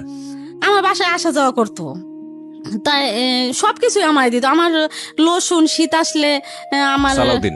হ্যাঁ, সালাউদ্দিন। তো এগুলো দিত আপনার হাজবেন্ড তো সন্দেহ করার কথা, এবং আপনার জায়গাতে সন্দেহ করার কথা, ও সন্দেহ করতো না, মানে ওই সালাউদ্দিন আমারে বোন ডাকছে, আর অনেক আগের থেকে প্রায় 5-7 বছর আগের থেকে আসা যাওয়া। বিবাহিত ছিল নাকি? না, অবিবাহিত ছিল। তো এরকম আমার দ্বিতীয়টি তো ওই কামালে আবার ওরা সন্দেহ করতো না। আমিও মানে এগুলা কিছু ভাবতাম যে এমনি ভালো লাগে, ওর মায়া লাগে, এই জন্যই দিতেছে। তা এরকম করতো একদিন ব্রাহ্মণবাড়িয়া লাইনে ও গাড়ি হেল্পারি করে তখন। তো আমার জন্য একটা 3 পিস নিয়েছে ভাইয়া। পরে আমি থাকতাম 4 তলায়, 3 তলায় একটা শারমিন করে একটা মেয়ে ছিল। ওই মেয়েটারে আমি বললাম যে শারমিন, সালাউদ্দিন না আমার জন্য একটা 3 পিস আনছে রে। শারমিন কয় ডালিয়াফা, মানুষের একজন একটা জিনিস দেয় মানুষ স্বার্থের লিগে দেয়, স্বার্থ ছাড়া কিন্তু কেউ কিছু দেয় না। পরে আমাকে দুধ ওই আমার বোন ডাকে, ও কি স্বার্থ চাইবো আর দুধ, এগুলো আমি কানেই নিলাম না, মাথায় আনলাম না। আমি এগুলা বিশ্বাস করি না কারণে আমার ফোন নাই, মোবাইল কিনে দিল সালাউদ্দিন। এরকম করতো। তো এরকম কিনে টিনে দেওয়ার পরে আমি সালাদিনের পছন্দ করতাম না ভাইয়া, ও হ্যাংলা। আর আমি মানুষটা নিশ্চয় আমি এরকম ছিলাম না, আরো 11 বছর আগের কথা, ভালোই ছিলাম। তাই আমার চয়েস ছিল খুব ভালো, সুন্দর চয়েস ছিল আর হ্যামস্যাম। ও হেল্পারি করতো, গাড়িতে থাকতো, হ্যাংলা পাতলা, ভালো লাগতো না, ক্যাসরা টাইপের। পরে আমি কাজল করে আর একটা ছেলে আছে, ওই কাজলের সাথে কথা বলতাম, অনেক কথা বলতাম, ওর ফোন দিয়ে কাজলের সাথে কথা বলতাম। আচ্ছা, তো কথা বলানে ও আর কি কাজলের সাথে ওর সাথে লাগছে, মানে কাজলের সাথে ও কথা বলতে দিব না। এই আমারে ঘরের ভিতরে যায়, এই আপনি ওর লগে কিহের কথা, কে বলছে এটা? এই সালাউদ্দিন। কিন্তু কামালে আমার সন্দেহ করতো না, কামালে ভাবতো যে ওরা ছোট থেকে বিয়ে করছি, ছোটকালে ও আমারে ভালোবাসে, আর কামাল আমারে ভালোবাসতো, আমিও কামালে ভালোবাসতাম। সংসারে আল্লাহ যত অশান্তি থাকুক, যাই থাকুক। তাই এরকম হইতে হইতে হইতে হইতে এই সালাউদ্দিন আমার সব যাবতীয় যা আছে সব চালাইতো। এরকম করতে করতে প্রায় 5-7 বছর গেল গা ভাইয়া। ওকে, 5-7 বছর পরে একদিন সে কোথায়, এখন সে ডিরাইভার আর কি, ওই সময় ডিরাইভার কোথায় যেন গেছে, এখন ফোনে টাকা ভরতে পারে না, টাকা শেষ হয়ে যাইব। এখন টাকা শেষ অবস্থা, এখন আমার বলতেছে কি, ডালিয়া আমার ফোনে টাকা নাই, এই কথাই বললো, চাই নাই টাকা, মানে সালাউদ্দিন। হ্যাঁ, আর এত এই 5-7 বছর ধরে আমার এই টাকা দিয়েছে ফোনে, উল্টা সে টাকা চাচ্ছে আপনার কাছে। হ্যাঁ, চাইতাছে না, মানে বলতাছে টাকা নাই। এতদিন আমারে টাকা দিছে, আমার পিছে অনেক টাকা ভাঙছে ভাই, আমি যদি বলতাম আকাশের চাঁদ তাই সে রাজি। আর হিন্দি আমারও অভাব ছিল, বলতে কি ছেলে মেয়ে ছোট ছোট ছিল, আর সে ছেলে মেয়ের প্রতি কোনো করে নাই, খেয়াল করে নাই। মানে আলটিমেটলি আপনি আপনার হাজবেন্ডের কাছ থেকে যেটা প্রত্যাশা করছেন সেটা আপনি পাননি, যে কারণেই আপনার সালাউদ্দিনের প্রতি একটু হলেও অন্যরকম একটা কনসেন্ট্রেশন করেছে। টাকা পয়সা সবকিছুই। তারপর এই সালাউদ্দিন বলতাছে আমার মোবাইলে, পর্যন্ত আপনাদের সম্পর্কটা ভাই বোনের সম্পর্ক। হ্যাঁ হ্যাঁ, ওকে। তারপর কিন্তু সালাউদ্দিন মানে ও আস্তে আস্তে আইতেছি আর কি, আচ্ছা, আস্তে আস্তে আর কি খারাপ দিকে আইতেছি আর কি। আমি এখন ওই যে টাকা দিলাম বলতেছে যে, তখন আস্তে আস্তে আস্তে আস্তে তখন থেকে ওর প্রতি আমি দুর্বল হয়ে গেলাম। তাই বলতেছে টাকা নাই আমার মোবাইলে, ডালিয়া টাকা তো ভরতে পারতেছি না, কেমনে কথা কম। তা আমি আবারও ডাক্তার দোকানে গেলাম, ডাক্তার দোকানে যাই ওরে 50টা টাকা দিলাম। এই প্রথম টাকা পেয়ে শীতের দিন ও নাচানাচি শুরু করছে গাড়িতে, যে এত বছর পরে আমি আজকে আমার ভালোবাসা সার্থক হইলো। এত বছর ডালিয়া আমার সাথে ভালোভাবে একটু কথাও কয় নাই, আজকে আস্তে আস্তে এখন ডালিয়া আজকে আমার মোবাইলে টাকাও দিল বলতেছে আর কি। তাই এই এরকম হইতে হইতে হইতে হইতে এখন ও আমারে খালি বলতো যে তুমি যদি আমার বউ হইতা, তুমি এরকম সব দিকেই ভালো, আমি সুখে যে সাজাই রাখতাম, এরকম ভাবে রাখতাম, ওইরকম ভাবে রাখতাম, এগুলো বলতো আর কি। হ্যাঁ, এগুলা বলতো আমি আমারে ফোন দিয়া। আবার আমি এরকম বলতো। পরে একদিনকে আমারে অফার করছে, আমার বিয়ের অফার। পরে আমি বললাম কি যে সালাউদ্দিন তুমি তো বিয়ে করো নাই, আর আমার তো 5টা বাচ্চা কাচ্চা, এগুলা তো হয় না, তোমার মা বাবা তো এগুলা মাইনেই নিব না। কয় সমস্যা কি, আমরা 5টা-6টা ভাই, 5টা-6টা ভাইয়ের মধ্যে নাইলে আমি করলাম, আর এরকম কত হইতাছে। তো এগুলা বলার পরে তখনও মানে আমি এতই না। তারপর আস্তে আস্তে আস্তে কি করলাম, আমি রাজি হয়ে গেলাম যে আচ্ছা ঠিক আছে সালাউদ্দিন, আমি যামুগা তোমার সাথে, আমার আর ভালো লাগে না, এত বছর ধরে আমি এত কষ্ট করলাম। আর কামাল রে আমি সব সময় একটা কথাই বলতাম যে দেখেন আপনি এমন করেন, আমি রাগও করি না, আমি রাগ করে কোথাও যাইও না, পোলাপান থুয়া অন্য সমস্ত মায়েরা হইলে রাগ করে যাইতো গা, হ্যান তেন, আমি মারেন কাটেন বকাবকি হন, বাজার দেন না দেন, আমি কোথাও যাই না, আমি একদিন যামু, মানে এটা আমার মুখের বুলি ছিল। আমি যে সালাউদ্দিনের সাথে যামু তা না, আমি বলতাম যে আমার এত কষ্ট ভালো লাগে না, একদিন চলে যাব, আমি একদিন যেদিন যাব তোমার কাছ থেকে ওইদিনকে আর কোনোদিন আমি ফিরাবো না। এগুলো সবসময় আমি কামালে বলতাম, কিন্তু কামাল কোনো রকমই মানে বুঝতো না, ভালোবাসতো আমারে ভাইয়া, কিন্তু বুঝতো না, না বুঝনে আমি কি করলাম, ওই সালাউদ্দিনের সাথে একদিন চলেই গেলাম। আচ্ছা সালাউদ্দিনের সাথে গেলাম কিভাবে, সজীব সাগর সজল তো মোটামুটি ভালোই বড়, তো সাজ্জা সাদা ছোট তখন 4 বছর, জমক ছেলে 2টা। আচ্ছা ওই সাজ্জা সাদাতে সালাউদ্দিন আমার যেখানে বাসা নিতে কইলো, ওই যে কেরানীগঞ্জ নদীর ওই পার, ওইখানেই ভর্তি করলাম সাজ্জা সাদাতে মাদ্রাসা। আচ্ছা আচ্ছা মাদ্রাসায় ভর্তি করে ওইখানেই বাসা নিলাম। তো আমি সালাউদ্দিনের সাথে গেলাম, চলে গেলাম। যাওয়ার পরে 2 দিন পর সালাউদ্দিন আর আমি কোর্টে গেলাম, যাইয়া কাবিন করলাম। আচ্ছা 2 লাখ টাকা 2 লাখ টাকা কাবিন করলাম। এর আগে কামাল রে আপনার বাচ্চা কাচ্চা কোথায় তখন? কামালের 3 ছেলে কামালের কাছেই, আর 2 ছেলে আমি ওই মাদ্রাসায় ভর্তি করছি। আচ্ছা মানে ওই বাচ্চা কাচ্চা সব কামালের জিম্মাতেই আছে আপনার? হ্যাঁ, আর 2 ছেলে আমার ইহেই রাখছি যে আমি যেন ওগো দেখতে পারি। পরে ডিভোর্স দিছি আরো আগেই, কিন্তু কামালের সাথে ওই যে আমার ঝগড়াঝাটি, এই জন্য কামালের সাথে আমার ভালো একটা সম্পর্ক। ডিভোর্স আগে কিভাবে দিয়েছেন? ডিভোর্স ওই কামাল রে সালাউদ্দিনের কাছ থেকে যাওয়ার আগে সালাউদ্দিনই আমারে দেওয়াইছে কামাল রে ডিভোর্স, যে তুমি কামাল রে ডিভোর্স দিয়ে দাও।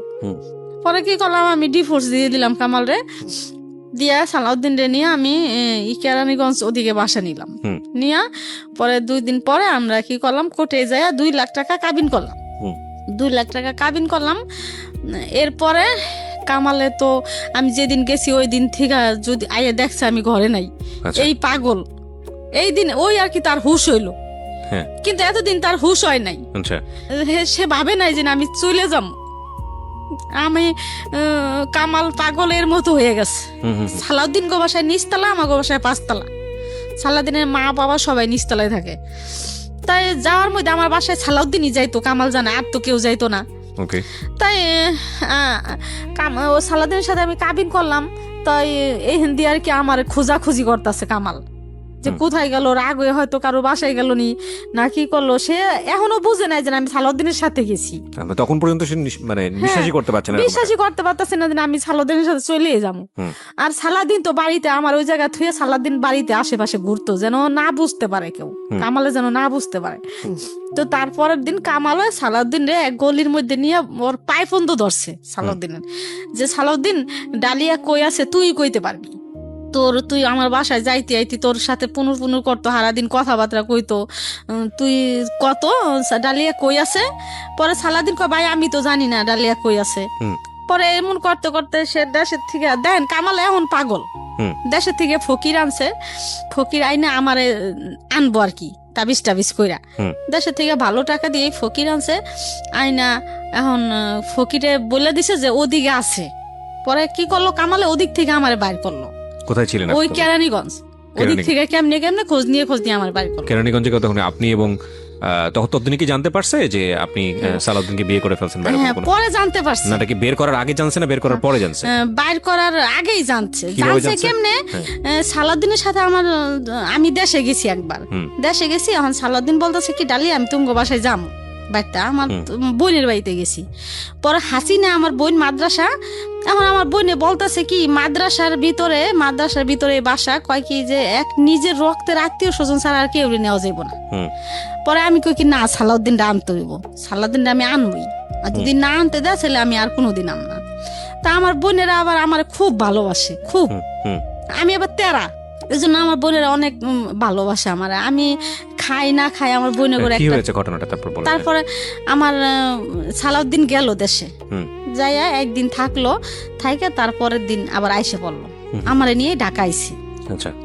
ঢাকাইছে, এখন আমার বোনেরে ফোন দিছে কামালে, হাসিনা ডালিয়া কই গেল রে, কি আশায় বিষয়, ডালিয়া কি কারোর সাথে কথা টথা বলে, জানোস কয় কি ডালিয়া আফায় তো ওই যে সালাউদ্দিন কার নাম, হ্যাঁ লগে তো আইছিল আমার বাড়ি। তখনই মোটামুটি নিশ্চিত হয়ে গেছে যে আপনি সালাউদ্দিনের সাথে কাজটা করছেন। হ্যাঁ, সালাউদ্দিনের তো আইছে আমাকে বাসায় একদিন, আমরা করবো না, তারপর আইছে আয়া আপারে তো হে লগে করে নিয়ে গেছে, তখনই মানে বুঝতে পারছে যে সালাউদ্দিনের সাথে আমি গেছি। এই আর কি, খুব মানে এলাকাটা শুদ্ধা গরম হয়ে গেল আর কি। আর সে বুঝতে পারে না যে আমি জামুগা এরকম কাজ করবো। তাই এরকম করতে করতে করতে করতে তারপরে কি করলো, এই যে সালাউদ্দিনের সাথে মানে আস্তে আস্তে আস্তে আস্তে বছর 1.5 বছর গেল, তারপরে এলাকা নীরব হয়ে গেল আস্তে আস্তে। তখন মানিকগঞ্জ থেকে তো আপনাকে খুঁজে বের করলো, তখন তারপরে কি হলো? খুঁজে বের করলে কি হয়েছে, বের করলে আমারে করে নাই, মানে রাখে নাই, বাইর করছে ঠিকই, কিন্তু আমার আপনার সঙ্গে কথোপকথন হলো না আপনার সঙ্গে? কথা হয়েছে, কি কথা? কিন্তু আমি বলছি আমি আর থাকুম না তোমার কাছে। আচ্ছা, বাচ্চা কাচ্চা? হ্যাঁ, তোমার কাছে থাকুম না, আমি আমি তোর কাছে গেছি গা, আমি তো এতদিন এতটা বছর আমি সহ্য করছি, আমি তো আপনার কইছি যে আমি গেলে একদিনই যামু, আপনি এত করছেন, তাহলে এখন কিল্লি গা এমন করতেছেন, আমি তো ওর লগে গেছি গা, সমস্যা কি? পরে এরকম করতে করতে পরে ঠিক আমি ওর কাছে থাকলামই না থাইকা সালাউদ্দিন আর আমি বাসা নিলাম, নিয়ে থাকলাম। বাচ্চা কাচ্চার কথা তখন মনে পড়তো না? বাচ্চা কাচ্চা তো ওর কাছেই ছিল, মানে আপনার কামালের কাছেই ছিল। তখন মানে আবার ওই কামাল এলাকা ছেড়ে অন্যদিকে অন্য এলাকায় গেছে, চলে গেছে, অন্য এলাকায় গেছে গা। আমি আবার ওই কেরানীগঞ্জ থেকে ওই এলাকায় আইছি, এলাকায় আইয়া বাসা নিছি। এখন আমার ছেলেরা, আমার বড় ছেলে, মেজো ছেলে, সেজো ছেলে, এখন ওই কামালের কাছে যায় না, আমার কাছে থাকবো, ওর কাছে যায় না, ও বাপের কাছে যায় না। ওই যে বাপে কামে কাজে দিয়ে দিছে, এরকম করছে। এখন আমার ছেলেরা তো দেখছে কম বেশি আমার ব্যাপারটা, তো ছেলেরা আমার কাছে আইসে বললো, আসছে মতো আমার মেজো ছেলেরা একদিনকে, আমার মেজো ছেলেরা আবারও করা বেশি, তখন মনে হয় 10-11 বছর আমার মেজো ছেলের ভাত দিয়ে বলতাছি যে, সাগর আমি সালাউদ্দিনের লেগে গেছি তাই কি হয়েছে, আমি কামালরে ছাইড়া দিছি, আমি সালাউদ্দিনকেও ছাইড়া দিম, তো করে যদি সালাউদ্দিন না পছন্দ করে, আমি তো করে চাই, আমি সালাউদ্দিনেরও আমার দরকার নেই, আমি তো নিয়ে থাকুম, আমি যাই করছি আমি তো বাই করে নিয়ে থাকুম, আমি তো করে হালাম না। সালাউদ্দিন যেদিন কইব যে ও ঘরে জায়গা দেশকে, আমি সালাউদ্দিনরে ছাইড়া দিম, আমি তো করে ছাড়ুম না। তাই কইয়া বুঝাই টুজাই আমার ছেলেরা সবই আমার কাছে থাকলো, থাইকে ডাইকে ছেলেরাও কাজ কাম করে। সালাউদ্দিন কোনো রকম আর কি আসে, কোনো রকম কোনোদিন টাকা কিছু দেয়, কোনোদিন দেয় না, এই অবস্থায় মানে এখন মানে ওই যে বিয়ের আগ পর্যন্তই আমার ভালোবাসছে, এখন বিয়া করছে, একজনের কাছ থেকে আনছে, এখন মানে সে হাল ছাইড়ে দিতেছে আস্তে আস্তে, এখন আর তার দরকার নাই আমার। তো এরকম কইতে করতে যে এখানে যায় বাসা নিয়ে, সালাউদ্দিন আমার পিছু আর ছাড়ে না।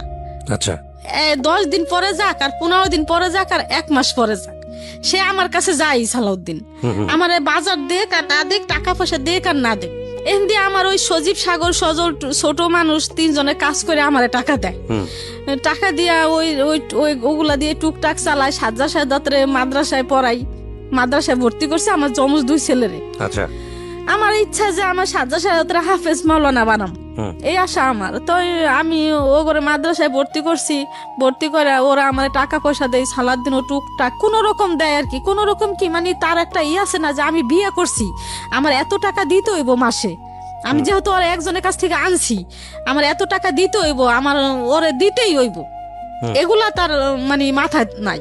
আচ্ছা, তার মাথায় যে আমি পারলে দিলাম, না পারলে না দিলাম, গেলে গেলাম, না গেলে না গেলাম, এই আর কি আমার কষ্ট। আমার সন্তান টন্তান নিয়ে আমি থাকতেছি 7-8 বছর গেল, যাওয়ার পরে আমি চিন্তা করলাম যে সালাউদ্দিন তো আমার পিছু ছাড়ে না, যেমনই হোক আমার পিছে পিছেই রয়েছে, আর আমি কামাল যেহেতু ছাইড়ে আইছি, তাই আমার একটা স্বামীর দরকার আছে, স্বামী থাকলে মানুষে কিন্তু একটা বাড়িতে গেলে ঘর ভাড়া দেয় না ভাইয়া স্বামী ছাড়া, আর আমার ছোট ছোট বাচ্চা কাছে না। পরে কি করলাম, এই চিন্তা ভাবনা করে আমি এই হাবিব রে নিলাম, এই হাবিব আমি নিছি, আর আল্লাহ দিছে, দেওয়ার মালিক আল্লাহ। তো এই হাবিব পেটে আসলো আর কি 8 বছর পরে, মানে যে বাচ্চাটাকে আপনি আজকে নিয়ে আসছেন 8 বছর পরে, বলতে কি মানে সালাউদ্দিনের সাথে সংসার, সালাউদ্দিনের সাথে সংসার করছেন 8 বছর, তারপরে বাচ্চা কাচ্চা। এই 8 বছর আমি একটু জানতে চাই, 8 বছর কি হলো, মানে আপনার সালাউদ্দিনের সাথে কোনো সমস্যা হয়নি, সে আপনার বাচ্চা কাচ্চা সহ মেনে নিয়েছে? কিন্তু আমার বাচ্চা কাচ্চারা খারাপ জানতো না, কি লিগে খারাপ জানতো না, আমার বিয়ের আগে আমার বাচ্চা কাচ্চারা খুব ভালোবাসতো সে, কিন্তু বিয়ের পরে মনে হইলো কি সালাউদ্দিন আমার বাচ্চা কাচ্চা মানে তার একটা দেওয়াল হয়ে গেল, মানে কেমন কেমন যে না বাচ্চাগুলোর সাথে ঠিক মতো কথা বলতো না। আর যেমন বিয়ের আগে আমার সজীব সাগর বলতো, মামা আমার 10 টাকা দেন, আমার 5 টাকা দেন, গেলে গলা ধরতো, মামারে ভালোবাসতো, আমার টাকা দেন, মুড়ি খামু, হ্যান খামু, তেন খামু, ঝালমুড়ি খাম। কিন্তু তখন আর আমার ছেলেরা কেউ ওই সালাউদ্দিনের সাথে আর কথা বলে না, আর সালাউদ্দিনও আমার ছেলেগুলো বেশি ভালোবাসে না, ওই সাজ্জাদ শাহাদাতের 2 সামনে পড়লে কথা কয়, না পড়লে নাই। তাই এর মধ্যে এই বাচ্চা না আমার পেটে আসলো, আসার পরে বাচ্চাটা পেটে আসলো, তখন ওর চাকরি নাই, সাসপেন্ড করলো, সাসপেন্ড করার পরে এখন সালাউদ্দিনের চাকরি নেই। হুম। চাকরি নাই, আমি টুকটাক ব্যাগের কাজ করতাম, সজীব সাগর সজল টাকা দিত, এই দিয়েই আমি চলতাম, ঘর ভাড়া দিতাম, আমরা খাইতাম, আবার সাজ্জাদের মাদ্রাসার বেতনও চালাইতাম। আবারও এই সালাউদ্দিন আসলে বাজার করে খাওয়াইতাম, আবার সালাউদ্দিনের টুকটাক কোনো কাপড় চোপড় লাগলে দিতাম। মানে কি সালাউদ্দিন দূরে থাকতো? হ্যাঁ, ওর বাবা মার কাছেই থাকতো বেশি। তো আপনার কাছে থাকতো? বললাম না, 15 দিন পরে, 10 দিন পরে, এক মাস না, 15 দিন, 10 দিন, এক সপ্তাহ পর পরই আসতো আচ্ছা আমার কাছে। তাই এরকম চলতেছি, যখন বাবু হওয়ার এক সপ্তাহ আগে আমি মেডিকেল সবই রেডি হয়ে গেছে, বলছে যে বাবু সিজারে হইব। তাই এখন ভর্তি হমু। এখন সালাউদ্দিন বলতেছি কি, সালাউদ্দিন এখন তো আমার মা ভর্তি হইতে হইব মেডিকেল, এখন কি করবো? এখন কয় আচ্ছা ঠিক আছে, যা একটা করাই যাইব। মানে ওরকম একটা মাথা করে না, মানে একটা গুরুত্ব দেয় না, কি আর করে না।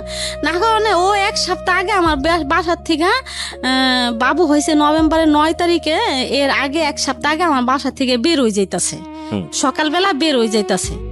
যাওয়ার সময় আমি ওরে পিছর থেকে, আমার অবস্থা তো তখন ভালো না এক সপ্তাহ আগে, তখন আমি পিছর থেকে ওরে জড়াই ধরে আমি কাইন্দে দিছি যে সালাউদ্দিন তুমি, আমার মনে হয় কি তোমার তখন মানে ওই সাসপেন্ড ছিল 2.5 বছর ভাইয়া, বাবু হওয়ার 1 মাস আগে ওর চাকরি হয়েছে আবারও। আচ্ছা, হ্যাঁ আবার হয়েছে।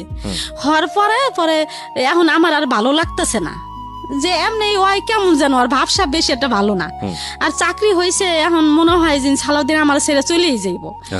এই ভাইবা মানে ওরে আমি পিছের থেকে জড়াই ধরলাম যে সালাউদ্দিন তুমি কি আমার ছাইরা যাইবা গা, চাকরি হয়েছে, তুমি আমার ছাইরা যাও না সালাউদ্দিন, আমার মা নাই, আমার কেউ নাই, আমার কোনো আত্মীয় স্বজন নাই, আমার কে দেখবো এমন সময়। তখন আপনার 5টা বাচ্চা আপনার সঙ্গেই থাকে, আরো পেটে 2টা মাদ্রাসায় থাকে, আর কাজে কামেই থাকে বেশি। পরে বললাম, ও আর কি কোনো মাথা লড়াইলো না ভাইয়া, যে আমি কই যাবো তোরে ছাইরা। আছে না, এতটা বছর সংসার করছি ভাইয়া, মাথায় হাত দিয়ে বলতে পারতো যে কেন আমি তোরে ছাইরা যাম। কিছু না বইলে ওর জুতা টুতা মুছে দিলাম ভাইয়া, নাস্তা টাস্তা বানাই দিলাম, ও খাইয়া কি করলো, আসতে বাইরে গেল, যায় আর আসলো না। পরে আমি এই 9 দিন পরে আমি ভর্তি হমু, সালাউদ্দিনে ফোন দিতেছি যে ভাইয়া আমি তো ভর্তি হমু, আমি কেমনে কি করুম, আমি একলা, আমার তো কেউ নাই তুমি জানো, তাই আমি অনেক কি করুম। মানে ও আমার ফোনই রিসিভ করে না কারণে একদিন আমার বলতাছি কি যে, একদিন ওর বোনের জামাই ফোন দিছে আমারে, ওর বোনের জামাই আর কি ভালো অবস্থা, আর ওরা বেশি একটা অবস্থা ভালো না, 5-6 ভাই খাটে, টাকা পয়সা মানে খাইলে ভালো, আর ওর বোনের জামাই অবস্থা ভালো। তা ওর বোনের জামাই ওর ফোন দিছে, কবির নাম, বলতেছে কি ফোন দিয়া, কয় কে ডালিয়া? আমি কই হ্যাঁ আমি ডালিয়া। কয় আমি আপনি কে? কয় কি আমি কবির। পরে আমি কই কি ব্যাপার ভাইয়া, কেমন আছেন? কয় হ্যাঁ ভালো আছি। পর বলতেছে কি ডালিয়া তোমার একটা কথা, তোমার সাথে কথা বলতে চাই। আমি বলেন। কয় কি তোমার তো সালাউদ্দিন ছাইরে দিতে চায়। পরে ভাইয়া লাগলো কি আমার সারা শরীরে ঘাম ছুটে গেল। ওর বোনের জামাই, মা বোন সবাই ভাবতাছে যে এখন সরকারি চাকরি ছিল না এতদিন, যাই হোক আসিল, এখন সরকারি চাকরি হইতাছে, আমার ছেলে আরো একটা বাচ্চা হইতাছে, ওই বাচ্চারে খাওন টাউন দিব, টাকা পয়সা দিব, আর ওগুলা এখন সবাই মানে চিন্তা ভাবনা করছে আমারে ছাড়াই হালাইব। চাকরি হয়েছে, এখন সালাউদ্দিনও আমারে ছাইরে দিব, এই চিন্তা আপনাকে বলছে। তারপর কি? ওর বোনের জামা হাতে পায়ে ধরে বলছে যে ভাইয়া আমারে টাকা পয়সা দিয়ে ডালিয়ারে ছাড়ান, আমি মাসে মাসে বেতন পাই, যে 18,000 টাকা বেতন পাবো, এগুলো আপনারে মাসে মাসে আপনি নিয়ে যান, আর গাড়ি যে চালামো এই টাকায় সংসার চলবো, মা বাপের দিন, এগুলা বলছে। ওর বোনের জামাই কি করলো, আমার ফোন দিয়ে বলতেছে কি আর সালাউদ্দিন তো তোমার ছাইরে দিতে চাই। পরে আমি কই কি ছাইরে দিতে চাই, এতটা বছর গেল এখন ছাইরে দিতে চাই, বাবু হইব এখন এই সময় ছাইরে দিতে চাইবো, কি কিনলিগা কি? তা তো আমি জানি না, সালাউদ্দিন রাখবো না তোমারে, এরকম আমরা তোমার টাকা পয়সা দিয়ে ছাইরে দিতে চাই। তাই কি করলো, এই 9 দিনের ভিতরে আর কোনো খোঁজ খবর নাই। এই কথা আর কি আমার কানে আসলো, ফোন দিল, তখন তো আমার অবস্থা কেমন তা তো জানেনি ভাইয়া, এতটা বছর আমি ওর সাথে থাকলাম যেমনই হোক। তাই এই নভেম্বরের 8 তারিখে আমি মেডিকেলে ভর্তি হইলাম, হাসপাতালে, আমগো বাসার পাশেই হাসপাতালে ভর্তি হয়েছি। এখন আমি এর আগে এক আপারে বলছিলাম ভাত খাওয়ায়, মানুষ খাওয়ায়, এই আপারা মানুষ খাওয়ায় আর কি, 15-20 জন আপারে বললাম কি, আপা পাশের বাড়িরই আপা, আমি যদি মেডিকেলে ভর্তি হই, আপনি তো জানেনই আপা আমার কেউই নাই, যদি আমার আপনার লাগে আপা তাহলে কি আপনি যাইবেন? কয় কে আমি যাবো না কে, তুই আমার ফোন দিস দেখিস আমি যাবো। পরে আমি ভর্তি হইলাম 8 তারিখে নভেম্বরের, 9 তারিখে সকালবেলা ভাইয়া আমার সিজার করব। এখন ওই আপায় সকালবেলা বাজারে গেছে, আরো গেছে, এর মধ্যে আমার শরীর মানুষ চায় ভাইয়া। পরে শরীর মানুষ চায়, এখন আমি শরীর মানুষ পাম কই, আমার স্বামীরে চায়। এখন আমি ওর আব্বুরে ফোন দিলাম সালাউদ্দিন রে, যে ভাইয়া তুমি কই, অন্য নাম্বার দিয়া। পরে কয় কি আমি তো বাসায়। পরে আমি কই ভাইয়া একটা সই লাগবো ভাইয়া, এখন না আমার একটা সই দিয়ে যাও। এখানে তো কেউ নাই, এখন সই কেডা দিয়ে দিব, একটা সই দিয়ে যাও না ভাইয়া। কইলাম মতো আমি আইতাছি, কই ভাইয়া ফোনটা অফ করে রাখলো। আমার সাথে কিন্তু কোনো ঝগড়া খাইছে না, আচ্ছা ফোনটা অফ করে রাখলো ভাইয়া। আর আমার আইলো না সই দিতে, তাই ওই আফাটাই আসলো, আইসা ওই আফাই সই দিল, আমার সই নিল, নিয়ে আমার কি করলো সিজারের রুমে ঢুকাইলো। এখন ঢুকাইছে মতো ভাইয়া আমার অবস্থা অনেক খারাপ। কেন খারাপ? সাজা সাদাত মাদ্রাসায় সজীব সাগরে আমি বইলে আসিনি, সালাউদ্দিন এত ভালোবাসলাম, একজন থুয়ে সালাউদ্দিনের কাছে আসলাম, সালাউদ্দিনের সাথে এতদিন এত কিছু হইলো, কোথায় গেল আজকে সেই ভালোবাসা? আমারে সালাউদ্দিন একটা সই দিতে আসলো না। আর আমি যদি মইরা যাই তাহলে আমার সাজ্জা সাদাত কই যাইব, সজীব সাগর সজল কই যাইব, এগুলা নানা চিন্তা ভাবনা ভাই আমার এখন আমার নাই, আমি ঠিক নাই। না ঠিক থাকো না, আমার পিঠে সুই দিছে অপস্করণের সিজার করব, 2 বার দিছে সুই, তারপরও আমার অপস হয় না। না এখন মানে আমার আমি বলতেছি কি আমারে ছাইড়া দেন আপনারা, আমি যামুগা, আমার ছাইড়া দেন, আমি যামুগা, আমি সাজ্জা সাহেবের কাছে যাম বলতেছি। বাচ্চা হইলো ভাইয়া, তাই আমি অসুস্থ, সকাল 9টা বাজে সিজার হয়েছে, রাত 12টা বাজে আমার হুশ হয়েছে। হুশ হয়ে তারপরে যাই হোক মেডিকেলে যেইভাবে হোক কাটলো দিন, কাইটা 4 দিন পর বাসায় গেলাম। এর মধ্যে সালাউদ্দিনের কোনোই নাই, খবর বার্তা নাই, আসেও না, দেখেও না, ফোনও দেয় না। তারপরে 1 মাস পরে ভাইয়া আমার সেলাই নষ্ট হয়ে গেছে, ওই যে কান্দাকাটি করছি, ওর অফিসে গেছি, হেনে গেছি, আমার ওখানে সেলাই নষ্ট হয়ে গেছে গা, আবার সেলাই করতে হইব। এখন ড্রেসিং করতে আসি ভাইয়া, এখন ওই 2টা ডিউটি স্যার আছে ওই হাসপাতালে, ওই ডিউটি স্যার বলতেছে যে আমি আপনারে মাগনা করে দিব ড্রেসিং। ওই আমার অবস্থা খারাপ, কান্দাকাটি করি, এই জন্য আমার প্রতিদিন ড্রেসিং করে দিত। প্রতিদিন আমি খুবই কানলে আমার রাগ করতো, কইতো কি আল্লাহ আছে, আল্লাহ আল্লাহ করেন, এগুলা বলতো। এরকম ড্রেসিং করতে করতে 1 মাস ভরে আমি ড্রেসিংই করলাম ভাইয়া, আমার ঘাও আর শুকাইলো না। বলতেছে যে আপনার ফিরে নতুন করে আবার করতে হইব, সেলাই দিতে হইব। এখন আমার মাথা তো খারাপ হয়ে গেছে, নতুন করে সেলাই দিতে হইব, আমার কি অবস্থা হইব। এখন আবার ওইটা খুললো ভাইয়া, খুললে ওই জায়গা পরিষ্কার করে আবার আমার সেলাই দিল। সেলাই দিয়ে যেদিনকে বাসায় গেলাম, আমার ওষুধ লেখা দেয় ভাই, আমি তো ওষুধ খাইতে পারি না, টাকা পাবো কোথায় আমি ওষুধ খামো। তা বাসায় গেলাম, মনে হয় কি জানি শিং মাছের মতো আমার কাতাই, শিং মাছে যেমন কাতা দিলে ভাইয়া যেমন করে, ঠিক আমার সেলাইটা এরকমই করতেছে, এরকম কষ্ট হইতেছে আমার। এর মধ্যে ও ফোন দিছে ভাইয়া 1 মাস পরে। ও ভাবছে যে 1 মাসে তো ঘাওটাও শুকাইছে, হয়তো ডালিয়ার কাছে গেলে আমার জায়গা দিব ডালিয়া, বুঝতে পেরেছি। আর ভাইয়া ওই দিনই আমার ডিভোর্স দিছে ভাইয়া, ওই 1 মাস পরে, বাবু হওয়ার 1 মাস পরে। আমার বাচ্চা দেখেও নাই না, ডিভোর্স যেদিনকে দিছে ভাইয়া ওই দিনই আমার ফোন দিছে। দেখেন ভাইয়া, ওই দিনে আমার ফোন দিয়া বলতাছে কি ফোন দিছে, আমি কই এতদিন পরে সালাউদ্দিন আমার ফোন দিল, ফোন আমি রিসিভ করলাম ভাইয়া। আমার রাগের কিছু নাই এখানে, কারণ যে বুঝে না তার সাথে রাগ করে কি লাভ। পরে আমি আর রাগ করলাম না, ফোনটা রিসিভ করলাম। রিসিভ করে আমি বলতাছি কি ব্যাপার সালাউদ্দিন, তুমি এতদিন পরে ফোন দিছো, কয় কেমন আছো? পরে আমি কই হ্যাঁ ভালোই আছি। এমদা কিন্তু আমার নতুন করে আবার সিলাই দিলাম। পরে কয় কি ডালি আমি তো বাসায় আসতে চাই। পরে আমি কই তুমি আসো ভাইয়া, আমার কথা হলো কি ও আসুক, ও আইসা আমার বাবুরারে দেখুক, দেখলে হয়তো মায়া লাগতে পারে, ঠিক আছে ভাইয়া। কিন্তু ওই দিন আমার ডিভোর্সই দিছে সে। আচ্ছা, তো বাসায় আসলো ভাইয়া, আইসা অনেক দিন হয়ে গেছে আসে না, বুঝেনি তো ছেলে মানুষ। পরে আইসা ভাইয়া আমার সাথে কেমন কেমন যেন করতেছে দেখেন। পরে আমি আর ওর সাথে রাগ দেখাই না, আমি কার সাথে রাগ দেখাবো, রাগ টাগ দেখাই না, কোনো অভিমান টভিমান করি না, রাগ টাগ দেখাই না। আমার সাথে ভাইয়া কেমন যেন করতেছে, ঢং কেমন করে, আমার তো হিন্দি খবর হয়ে যাইতাছে। পরে আমি আবারও বলতেছি সালাউদ্দিন, এক কথায় বললাম, সালাউদ্দিন তুমি জানো সালাউদ্দিন 1 মাস আমি এই আমার শিলের জায়গায় ড্রেসিং করছি, আমার নষ্ট। ডিভোর্স দিয়েছে আপনাকে সেদিন, তাহলে তারপরে আবার সে আপনার কাছে আসছে কিভাবে? হ্যাঁ, কেন গেল? ওই যে অনেক দিন ধরে যায় না আমার এটা কি বাসায়। আপনাকে ডিভোর্স জানিয়ে দিয়ে তারপরে গেছে আপনার কাছে? না, ডিভোর্স দিয়ে জানাই নাই। ও, আপনাকে দিয়েছে ঠিকই, কিন্তু আপনাকে জানাই নাই। না, জানাই নাই, গেছে আর কি, ওর স্বার্থের জন্য গেছে। ঠিক আছে, তারপর? হ্যাঁ, তাই আমারে আমি আমি বলতেছি কি, সালাউদ্দিন তুমি যে এরকম করতেছো, সালাউদ্দিন এরকম রং ডং করতেছো, দেখছো সালাউদ্দিন এই যে আমার বেন্ডিশ আজকে নতুন করে আবার কইরে আনছি, এই যে দেখো, এই দেখা ও আর আমার মানে মানে দুষ্টামি করতেছে না আমার সাথে, না করে এখন আমার কানে কানে বলতেছে, দেখেন ভাইয়া কেমন, কয় ডালিয়া কোর্টের থেকে কাগজ এলে তুমি সই দিয়ে দিও। পরে আমার মাথা গেছে খারাপ হইয়া, কিরে আমি কাগজ আনলে আমি সই দিয়ে দিমু? পরে ওই শিলে অবস্থায় বইসা বললাম, বইসায় আমি পাগল হয়ে গেছি, বইসা বলতাছি, সালাউদ্দিন তুমি এরকম কাজটা করতে পারলা?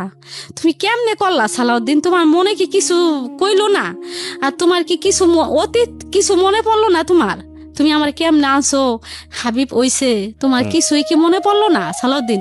কি দোষ আমার? আমার তো কোনো দোষ নেই, কেন তুমি এরকম করলা সালাউদ্দিন? মানে আমি পাগল হয়ে গেছি, মনে হয় কি ভাইয়া আমি পাগলের মতো করতেছি, ওর কোনো ভাষা নাই, ও চুপচাপ বসে রয়েছে। বসে থাকলে ওরে আবার ভাই আমি জুতা কিনে দিছিলাম, শার্ট বানাই দিছিলাম, ওই জুতা কি করলাম ভাই, আমার ওই সেলাই অবস্থায় জুতা কি করলাম, আমি বডি দিয়ে কাইটে ফেলাইলাম, আমার সাথে পারলো না ভাইয়া। ওই জুতা আমি বডি দিয়ে কাইটে 2 ভাগ করলাম, ওই শার্টটা আমি 2 ভাগ করলাম ছিঁড়া করছি। এখন কি করলো, ও ঘরে ও ভয় পেয়ে গেছে যে মানুষজন তো একখান হইব, পরে আসতে কি করলো বের হয়ে গেছে, বেরো হয়তো কোনো বন্ধু বান্ধবের কাছে গেছে। তারপরে আমি ওর অফিসে আসা যাওয়া করতাম ভাইয়া, এর মধ্যে ওর ডিপু যেখানে গাড়ি চালায় ম্যানেজার, ওই ম্যানেজারের কাছে আসা যাওয়া করতাম। পরে এই হাবিব রে দেখা ওরা সবাই মানে আমার লিগে খুব মায়া করতো অফিসে। পরে ম্যানেজার ওরে ডাকছে যে তোর বোর কি দোষ, মানে একটা তো দোষ দিতে হইব, তোর বোর চরিত্র খারাপ না কারণ নিয়ে কোনো খারাপ কিছু দেখছিস? কয় না, কয় কিছু না, কয় তো কি খারাপ, কয় কি আমি যা টাকা পয়সা দিই তার ওর হয় না। পরে ম্যানেজার বলতেছে যে এগুলা তো সব বউরাই কয়, টাকা পয়সা কোনো বউ করিও না, সব মহিলাগো একটা না একটা থাকে, তাই এই জন্য কি তোর বউ ছেড়ে দিবি? তা দেখ রে এরকম এরকম। আচ্ছা, আমি এত ডিটেইল আর না যাই, আমি শুধু আপনার কাছ থেকে শর্টকাটই যদি জানি কি হলো এরপরে। এরপরে আপনি ডিভোর্স দেওয়ার পরে কি আপনার সঙ্গে আর ব্যাক করেছেন, আপনি মেনে নিলেন এটা? হ্যাঁ হ্যাঁ, নাকি মেনে নিলে বাধ্য হলেন, কি হলো? তবে আমার কি করলো 3 মাস অফিস থেকে আমার হাবিব রে 5,000 করে টাকা দিল 2 বার। দেওয়ার পরে দ্বিতীয়বার সালাউদ্দিন আমার ফোন দিয়ে বলতেছে কি যে এর মধ্যে 3 মাস আর সালাউদ্দিনের সাথে আমার সাথে সম্পর্ক নাই, যে সালাউদ্দিন ফোন দিয়ে বলতেছে যে ডালিয়া তোমারে আমার ফ্যামিলি থেকে আমি আর কি মামলা করছি এর মধ্যে আর কি। মামলা করে দিয়েছেন? হ্যাঁ, মামলা করছি। কি মামলা করেছেন? মামলা করছি যে যৌতুক মামলা করছি। আর যৌতুক এবং নারী নির্যাতন যেটা হয় আর কি। হ্যাঁ হ্যাঁ, খেয়াল করবেন 3টা অ্যাঙ্গেল আছে এই গল্পে। এর ভিতরে আমি থামাই আপনাকে, 3টা অ্যাঙ্গেল প্রিয় শ্রোতা। একটা হচ্ছে ওনার আগের সংসার, ওনার পরের সংসার, দ্বিতীয় অ্যাঙ্গেল, তৃতীয় অ্যাঙ্গেল হচ্ছে মামলা। এই মামলার বিষয়টা এখানে কিভাবে আসলো, মানে এবং যখন সরকারের কাছে আশ্রয় নিতে হচ্ছে এই সমস্যা সমাধানের জন্য, সেই যে আশ্রয় যে যৌতুক এবং নারী নির্যাতন, যৌতুকের প্রসঙ্গ তো এখানে আসেই নাই, মানে পুরো এন্টায়ার গল্পে। এবং নারী নির্যাতনের বিষয়টা কিন্তু ওনার আপনার কি গায়ে হাত তুলতো? হ্যাঁ, আমার খুব মারতো। ও মারতো? আমার মায়ের পাগলের মতো মারতো, এই পাশে থেকে মারে ওই পাশে নিত, ওই পাশে থেকে ওই মাসে। এই 8 বছরের সংসারে এত মারতো, তারপর আপনি সংসার করেছেন তার সঙ্গে? হ্যাঁ, আমি সংসার করছি ওই যে একটাই ভাইবা যে আমার কিছু আপনার ভুল, ভয়ঙ্কর রকমের ভুল। আচ্ছা ঠিক আছে, হ্যাঁ বলেন তারপর। তো আমি মামলা করছি। এখন মামলা ওখানে ও বলতেছে কি ডালিয়া তুমি বাবুরে লইয়া যাইবা আইবা, তাই এগুলা না করে আমার ফ্যামিলির থেকে তোমার 2 লাখ টাকা দিব, 2 লাখ 2.5 লাখ যাই দেখ তুমি মাইনে নাও। আর আমি তো আছি, আমার সন্তান, আমি তো আর এটা করতেছি না। ও যদিও সই দিয়ে থাকি তাহলে তো আমি মনের থেকে সই দিব না, সন্তান তো সন্তানই আমার, তাই তুমি মাইনা না, পরে আমরা মিলবো।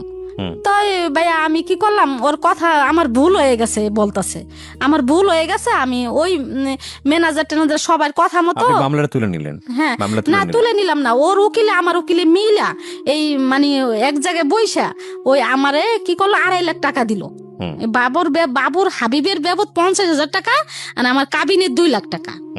পরে দেওয়ার আগে থেকে আমার সাথে ভালো যোগাযোগ শুরু করলো ভাইয়া ওর আব্বু, এই সালাউদ্দিন ভালো কথাবার্তা বলতেছে। দেওয়ার প্রায় 15-20 দিন আগের থেকে আমার আগের মতো মানে এই বিয়ের আগের মতো কথাবার্তা শুরু করতেছে। এখন আমার বলতেছে কি আমার ভুল হয়ে গেছে ডালিয়া, তাই আমি আবার তোমার জীবনে আসতে চাই, তোমার মা বাপ নাই, হাবিব রেখে রাখবো, এত কষ্ট। পরে ভাই আমি রাজি হইলাম, রাজি হইয়া ওরে আবার আমি আনলাম, আইনা পর আবার আমরা কি করলাম, কাবিন করলাম। কাবিন কইরা ফিরা ও বলতেছে কি আমার কিছু টাকা টুকা দাও না। ও আমার কাছ থেকে ভাই 1 লাখ টাকা নিল, আর 1.5 লাখ টাকা আমার কাছে রইলো। ও আবার টাকা নিয়ে নিয়েছে। হ্যাঁ, 1 লাখ টাকা নিল, নিয়ে 1.5 লাখ টাকা আমার কাছে থাকলো। তাই থাকলো, এখন ওই 1 লাখ টাকা নিয়ে ঋণ পিন দিল, একটা অপ্পো সেট টেট কিনলো আমো ঘরে, মানে আমারও টুকটাক কিছু আর কি ভাঙছি ভাইয়া, বুঝছেন কইরা। তারপরে এখন কিছুদিন পরে ভাইয়া আবার শুরু করছে, আবার ওই 1.5 লাখ টাকা চাই ভাইয়া, বুঝছেন। ওই 1.5 লাখ টাকা আমার কথা হলো কি, সালাউদ্দিন তো আমার ভালো কিছু দেয় না। ডিভোর্স দিয়েছেন, তারপরে আর মামলা করেছেন, মামলা তুলে নিয়েছেন টাকার হ্যাঁ, জন্য, হ্যাঁ, হ্যাঁ। উকিলে বসে একটা সমাধান করেছেন। তারপরে সে আপনার কাছে আবার ফিরছে, হ্যাঁ। ফিরে টাকাগুলো যখন আপনার কাছ থেকে নিচ্ছে তখন কি তাকে আবার বিয়ে করেছিলেন? হ্যাঁ, করেন হ্যাঁ, হ্যাঁ। আবার বিয়ে করছেন? হ্যাঁ, তখন কত টাকা দিন মোহর ধরে? 1 লাখ টাকা। 1 লাখ টাকা, আচ্ছা ঠিক আছে। তারপরে ওই 1.5 লাখ টাকা আবার চাইতাছে, পরে 1.5 লাখ টাকা চাইতাছে। এখন আমার কথা কি যে ও তো আর ভালো না, যদি ভালো হইতো 1.5 লাখ টাকা আমার কিডনি বেচও দিতাম। 1 লাখ টাকা দিছি, তা 1.5 লাখ টাকা থাক আমার কাছে। তাই ওই 1.5 লাখ টাকা চায়। আর ভাইয়া আজকে এই মেয়ের সাথে, কালকে ওই মেয়ের সাথে, খুলনা যায় একটা, গোপালগঞ্জ যায় একটা, এই নোয়াখালী যায় একটা, মানে যেই দেশে যাইবো ওই দেশে তার একটা আছে ড্রাইভার, গাড়ি চালায়, ওই দেশে তার একটা না একটা আছেই। প্রত্যেকটা মেয়েরে আমি ধরছি আর কি, ওই যে ও তার মোবাইল থেকে ফোন দিয়ে আমি ধরছি। এরকম করতে করতে তো সে আমার এখন মানে ওই 1.5 লাখ টাকা 1.5 লাখ টাকাই করে, আমি ওই 1.5 লাখ টাকা দেই না কা। তা আমার কথা যে আমি 1.5 লাখ টাকা দিমু, কারে দিমু? ভালো তো হইতে হইব, আমার সংসারিক হইতে হইব, আমার সংসারিক না হোক, আমার হাবিবরে তো দেখতে হইব, হাবিব তো তার সন্তান, আমারে না দেখ, তার সন্তান রে সে কি দিব না ভাইয়া? যে আমার একটা সন্তান আছে, আমার সন্তান রে এই আজকে অসুখ হয়, কালকে অসুখ হয়, এই একটা না একটা ভাইয়া হইতেই থাকে। 3 বেলা ভাইয়া, সকাল বিকাল রাত্রে 3 ভাইয়া ফিটার নিয়ে ভাইয়া পিছে পিছে ঘুরে, জামু ফিটার দুধু দে, ফিটার দুধু দে, ফিটার দুধু দে, কান্দাকাটি করে ভাইয়া, ফিটার না হইলে ঘুমায় না। তাই খুব এই বাচ্চাটা নিয়ে আমি খুবই কষ্টে আছি ভাইয়া। আর আমার ওই ছেলেরা আমার খুব ভালোবাসে।